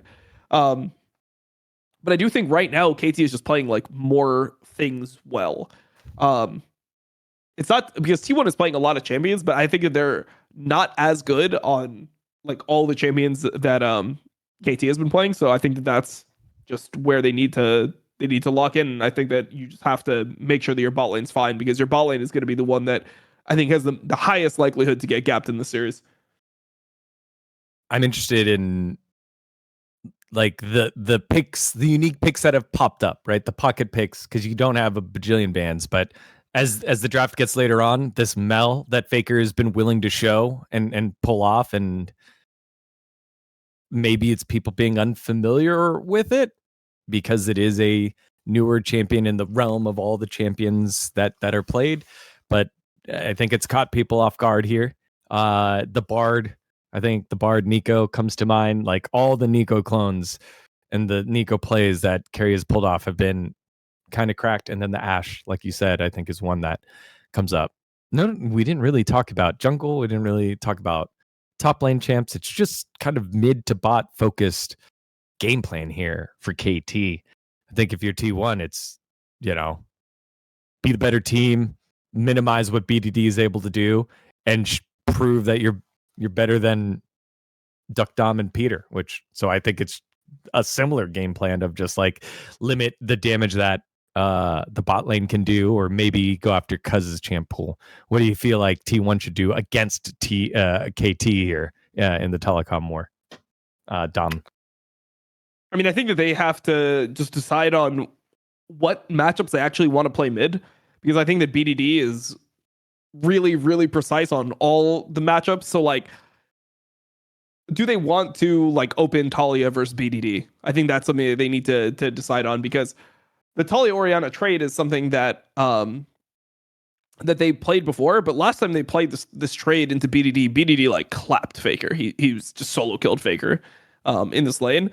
So I'd be like a little bit worried about if they end up trying to play the classic matchups mid, because it feels like Faker's advantage right now is that he's playing like a lot of the matchups that other people are. Like he has like the Mel that he's able to play. He's playing Anivia. I think Anivia could be a fine pick if they pick it in a good spot, but maybe playing matchups that are not like the standard pro matchups that we see day in and day out. I think that that's something that they need to think about. And they also have to just figure out what they want to do with the picks that Faker doesn't really play, right? Like, so for example, Yone was played in game 1 by BDD into GenG, and he completely smurfed the game, right? Like he completely like 1v9 this game. I mean, it was a hard game for him, but he still got it done. So are they just going to have a locked Yone ban for the whole series? How do they want to approach Yone? Do they want to potentially open up like more of the mids and play like a Azir Talia trade? Like, do they want to, try to go for that in game 2? Maybe you go heavy on the mid bans game 1, game 2, open the mids, and then try to like get Faker on, his Azir, where it's like it's essentially just like free win when Faker gets Azir. These are the questions that I'm going to be asking. Do they want to early pick Talia over Orianna, even though Orianna is supposed to be like the more desirable champion in the matchup? It seems like Faker is more comfortable on Talia than Orianna, so maybe he just takes that side anyway. I think that this is the puzzle that T1 has to figure out. Yeah, now that you bring that up, I think that's exciting. I think it's exciting to think about opening up mid lane and where the variations could go, because wasn't it for a while it was Talia Azir the trade, but then as Worlds kind of came on in and the year got later, it's Talia Orianna the trade. So what's the trade for Azir normally? Azir just stays permabanned? I mean normally it doesn't even get picked. Yeah, I mean it's like red side just bans Azir. They get to dictate. Right. Yep. And like blue side, you just leave it open, and what you end up doing a lot of times is if you want to play into Azir on red side, you have to have Talia up. That's how people view it. Like they need to have Talia, or they're not willing to play into it. That's it. Well, what do you think T1 needs to do here to close it on out, Jamada? I mean, I would say a lot of the mid lane stuff that Dom just brought up is pretty good. I'm looking at Faker, and I think a lot of this year, one of the critiques has been the laning phase. I don't think it's been too big of a concern this tournament. really. And that's kind of it, to be honest. I think if mid is stable, I think they're okay in most game states. Like, I think the ball then really falls on KT's side of the court to like make proactive plays. Like, they need to, the onus is on them to win, I feel like. And I think really it's just kind of a like just the easiest self-driving car draft that you can get. Like, just keep it simple as constantly as you can. And I think T1 are the kind of team that will just execute like 8.5 times out of 10, 9 times out of 10 in these situations. And that is the annoying thing about this team, because again, at times, sometimes they won't, like throughout a lot of the year, they won't do that domestically. But here they are now in finals against a team who they should, by all pre-tournament expectations, just run the fuck over. So it's just like, well, all right, well, do the thing that you've apparently just got the magic to pull out and do. That's where I'm at. I think they just keep it simple. They don't have to do anything like magical, I think, from their perspective. Like the key worry is pretty much just BDD. Like, just draft to make sure that guy is not able to 1v9. That's my perspective on it. I don't think there's much else that they should, as that group of 5 players, have to worry about walking into that series. I can't help but think, as you break that down, Jamada, but feel like that was GenG's plan. What you just described was GenG's plan, and GenG wasn't able to do it. Well, unfortunately, Chovy decided to have one of the most generational chokes I think we've seen from a great, potentially ever. Like, I can't remember an individual player as good as Chovy, or like anything in that kind of realm, show up and have a performance as bad as him relative to where his normal floor is. So, I mean, as long as Faker doesn't do that, which, like, Faker has been liable to do that at times, right, this year, like early game, first 10, 15 minutes of a game, like, he's been liable to drop some stinkers, but he's not really done it this Worlds. Like, from memory, maybe like one of the MCOY games, perhaps, like off the top of my head. That's about it. All right. Yeah. Well, there you go. The World Championship. We've got a KT believer and a T1 believer, and I don't know. I don't know what's going to happen. We'll see. All right, y'all. That does it for our Worlds coverage. We have a couple of quick hits here at the end. So we kept the news, format news over there at the top. Went through quarterfinals, our semifinals, now Worlds. 1 day away. That's correct. Thank for all of you that are watching it live, and I'm sure a lot of you guys will be watching this recorded. So hopefully it'll set the mood for Worlds, which will be happening in 30 hours from now, 28 hours from now, 28 hours from me saying that here this in Korea. From this recording. Okay, couple quick hits. Number 1, Trymbi. Actually, no, let's start with the big one. No. Do the real number 1. Yeah. Sorry. Number 1, Inspired is not re-signing to FlyQuest. He is resigning from FlyQuest and signing with Lyon Gaming, making the heist and picking off the best player in the West, one of the top 2 players in the West here in Inspired. Thoughts, Dom? I don't know. It's interesting. The Lion lineup, I mean, we'll see. Right now, the rumor is that like it's Zamudo, or maybe even like Impact, and then mid lane's gonna be Saint, and then like we'll see what their bot lane is. But the thing about Inspired that's so OP about Inspired is that he is not an import. Like, he is not an import, even though he is like somebody who's an import. So the best player in the league is an import that's not an import. So yeah, I mean, I don't know. I think any team that has Inspired on it is just going to be like a top team in the region. Like, he'll just make sure of it. And it's like, I mean, who knows? Like, the players might change. If the players can't handle it, you'll get new players, but the team will be good. So we'll see what he's able to do. Jamada. I'm sure that contract is nice. I'm sure that contract is nice. Hey, I do think that the base of Saint plus Inspired does actually, poor choice of words. I was going to say inspire a lot of confidence. But it does. I actually think that that's a strong foundation to build a team around, right? I think Saint had a very promising year overall. Do I think he was the craziest mid in the league? No. Like, I think mid talent, especially at the very top end in the LCS, was very stacked this year. But I think he's got something in him that could maybe push him to be, kind of at the floor, top 4, like top 3. And I think with a player like Inspired as your jungler, you're probably going to just, absolute worst case, be a dog for him.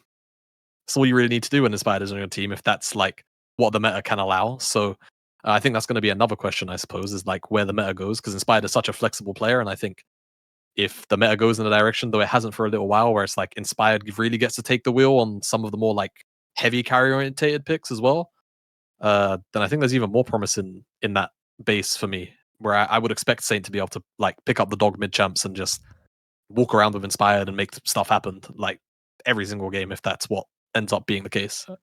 This is a little crazy, but someone in chat said, BC Big Coyote said, how about Lion Berserker or Lion Smash, which would just be nuts. Because Zamudo is also America's, right? So you have one import slot. That would be nuts. I've heard rumors about Smash going somewhere else. I'll let Sheep take that one, but I've heard him moving elsewhere. Another loss there from FlyQuest is Busio. Busio is going to practice his French and has joined KC. KC now just willing to import, willing to go outside of the French squad now, and not willing, they already were, but putting together something interesting, an interesting project over there. So they pull that off. That feels like you just pilfered away. I mean, that team was good, but you just pilfered away 2 strong members of that squad here, Dom. Yeah, I don't know. That's tough. I feel like I don't know what they even do. Like, it's probably their 2 best players. No. Yes. Quad had moments. Masu had moments. Not recently. Those are their 2 best players, man. I don't even think it's a conversation. Like Busio Inspired, like that's 1-2 right there. Like it just is. I still think they could be a fine team. Like if they because there was the rumor that was released about like Bwipo maybe wanting to play a different role. Like he's not going to be the top laner. But if they went like Yakos plus Bwipo jungle, Quad, Masu, and they import their support or whatever, or they just get or I guess they couldn't import the support. They have to go like, actually, maybe they couldn't do that because Bwipo is import still. He actually hasn't got the green card, even though he's when does he get here his at the same time? I feel like he's been there for a while. Surely, it doesn't matter if you've been here. It's like there's people that I'm pretty sure. Yes, I guess they couldn't do that. I guess he's technically E-resident. Yeah, I don't know. Imagine Dokla just takes Bwipo's job and makes him play jungle. That'd be so fucking based. I don't think I don't know. Could Bwipo handle that? Like genuinely, I think so. I think so. Do you reckon? If it makes his team better, I think he'd do it. I don't know, man. I don't know. That's a lot of I don't know horror stories. I think if he plays with somebody who he thinks is bad, I don't know. It's crazy. Yeah, man. Like he was not speaking highly of my man Dokes. Well, yeah, big Dokes. He wasn't speaking highly of Dokes, man. Like I don't know. I can't see that going well if that were the case. And I think Bwipo would have to not be on that team for a FlyQuest Dokla transfer. Yeah. Let's move on over to next. Trymbi returns back to BDS after Brazil. That was one that you brought up earlier, Don. But why do you think he joins BDS here, Jamada? I mean, I think kind of to leech off of what Dom was saying earlier, because now that I thought on it a little bit more, it does make sense. Like, you've gone to Brazil, you went out on that very poor Heretics roster to a point. Yeah, I think you probably don't just insta get the reputation you had from your Rogue days. I think it is a bit difficult to come in. I think that's like a annoying like GMR, like European GMR take. Like, I still feel like Trymbi, outside of like, yes, there is the the level of emotionalness that he probably still has, and I think it's a very hard trait to grow out of, no matter how long you compete for, until it really does kind of just hinder you as a player at some point, which I don't know if it like inherently has per se. So I think BDS needed a stronger looking support than Paris. Like, I think Paris was probably one of the like more, if not most disappointing. I don't want to oversell it, but you know, in fairness, Paris was like the most pursued after support in last year's preseason or off season, and he landed on BDS, didn't go to G2 in the end. And he didn't really make much of a splash. So he seemed pretty overhyped from ERL watchers. Everyone told me this guy was like going to be the best support in EU. You know what though? I think sometimes it's like that with ERL teams, where I think certain rosters just hit a very, very special click where like that 5 just looks really nice together, and obviously the level of play is just worse in ERLs, like noticeably worse. And then parts of that team get picked apart. You go up into the LEC, you're not in the same environment that you're like comfortable in, that you've been in for the last sometimes more than a year. And it's very, very hard to perform, right? And I think there's loads of like other extra layers to it. The mentality of like, you know, potentially playing your entire league bar the lands at home, and then all of a sudden you've moved to Berlin, you're in a gaming house, you're in offices, you're in, you know, you're going into a studio. It's a very, very big shift for a lot of players. So yeah, I don't know, but I think it's good for Trymbi to be back in Europe. It felt weird to not have him in Europe, especially like I remember even last year working with him on the LEC at times because he just wasn't on a team, so we was having him on the broadcast.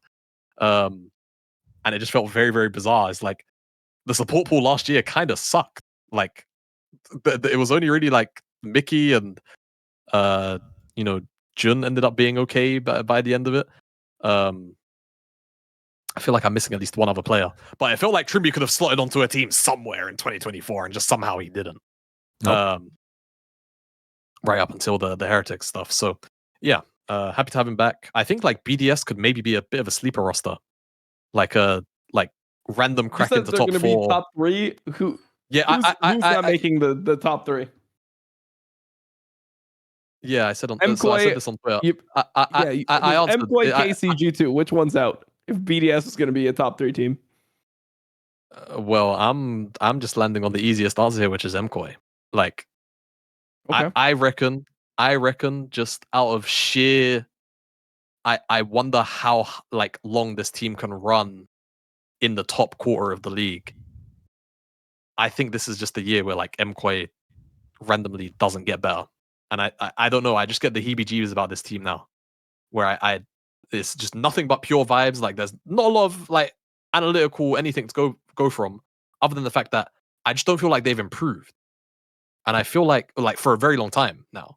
And I feel like with teams that don't improve and they stick with the same roster, if they don't improve for this period of time, I think, let's say if in winter they finish like 3rd again, or maybe they finish 2nd, like maybe, but they don't win. I just get this feeling that if they land in that position and it doesn't look good, that they're just going to decline throughout the year. I don't know what it is. That's just the feeling I get with MKoy right now. And I just think there's weird like space in the LEC to maybe like have this top 3 be a little bit broken. Also, like Fnatic are for sure going to just end up being homeless next year again. So I think that also kind of takes them out of the equation. Let's move on to a couple more. I missed this last week, but Jonathan joining as general manager of Dignitas. He was the architect of the CLG/NRG roster. Before that, he was at Golden Guardians, and before that, he was at Cloud9. So long track record. He was kind of left out during this whole shuffle. So that also means the worst general manager probably in the history of League of Legends, other than me, is now out of that position. Bakery is no longer making those Dardo's still got a position over a Fnatic. Okay, Dardo's still there. All right, top 3. And so the reason I bring that up is because Swiffer, assistant coach over at Team Liquid, is rumored to be the new head coach over at Dignitas. So Dignitas trying to make moves there. I'm trying to think, was there one more player move? Because I have LPL news or rumors. I guess the LPL news is that RNG and FPX will be leaving the league. That is official. Yeah, they will be leaving the league, and LPL in 2026 will be operating as a 14-team league. Sorry, that's unofficial. That is unofficial, but it was on Weibo. So that's kind of a brutal end to these two franchises. One of them a world championship one, the other one the home of Uzi, and made with that. But they've been running into financial issues that have been put out there.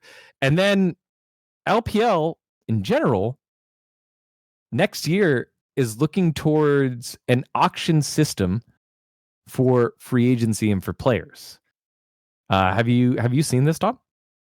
Yep. All right. Yeah, so, like the players will like enter a pool, and then the highest bidder, but there's like a salary cap, so the salary cap is going to go down. So you're gonna like. Yep.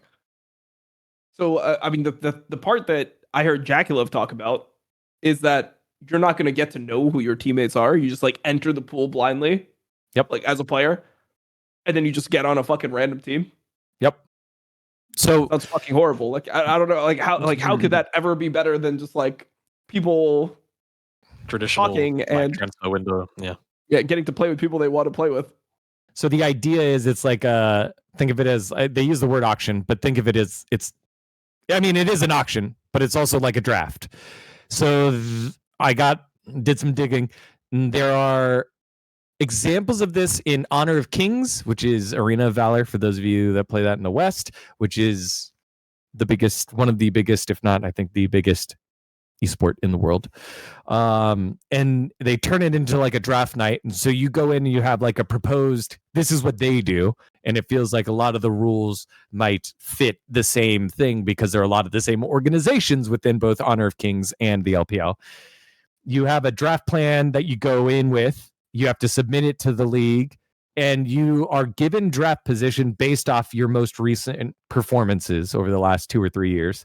And you can use those points to then jump in the like how the order in which you get to bid for a player.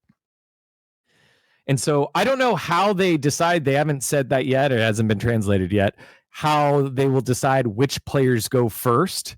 What I assume is each team has to do a bid on which players that they're going to bid for. Whoever had the highest draft bid will be the first player auctioned. And then teams will have the option to go ahead and do the bidding for that player's services. So let's say you I don't know, bid high on Shanks or something, and other teams are bidding on Shanks. If multiple people said they were going to bid on Shanks, then that triggers the auction part. And then it's kind of like a live auction where the teams that are in the bidding process go back and forth. Do they bring the player on stage for it? Does the player, like, go on stage? I think so. Like how do they present the player? I don't know, dude, but it doesn't seem maybe actually let me see if I can find the video of Honor of Kings. Maybe it's just a picture. Maybe it's just a picture of the player. But it looks player like bro, it looks like NFL draft. It looks like it's a fancy room. They've got a massive stage. They've got the team HQ setups here. Let me see. I'll just drop this picture in here for you guys. And this was again for Honor of Kings, so it's not exactly 1-to-1. Let me see if I can open link. Does this work? All right, I'm gonna put this in our Power Spec chat. Does this work? Yeah, there you go. Yeah, it's in our Power Spec chat. Wait, so we're gonna so people are gonna co-stream the auction? I think, yeah, you could probably co-stream the auction. Yo, auction. you need to find someone. Get a translator. Get a translator. Figure it out. We need to see this co-streamed live, and we need to know what they're saying.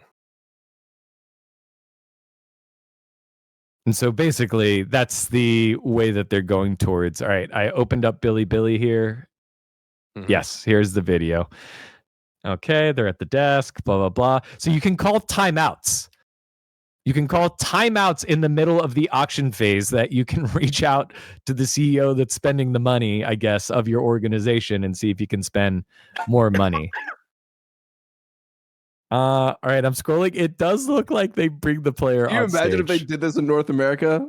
Like, you would not be able to do this in North America. Culture, You would not be able to do this in North America. They're auctioning them off. Like, holy fuck!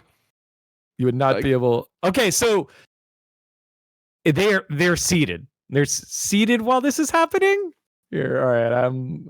This is nuts. Anyways, that is the pathway forward towards the LPL. The idea behind it is that you're able to create larger super teams, I think.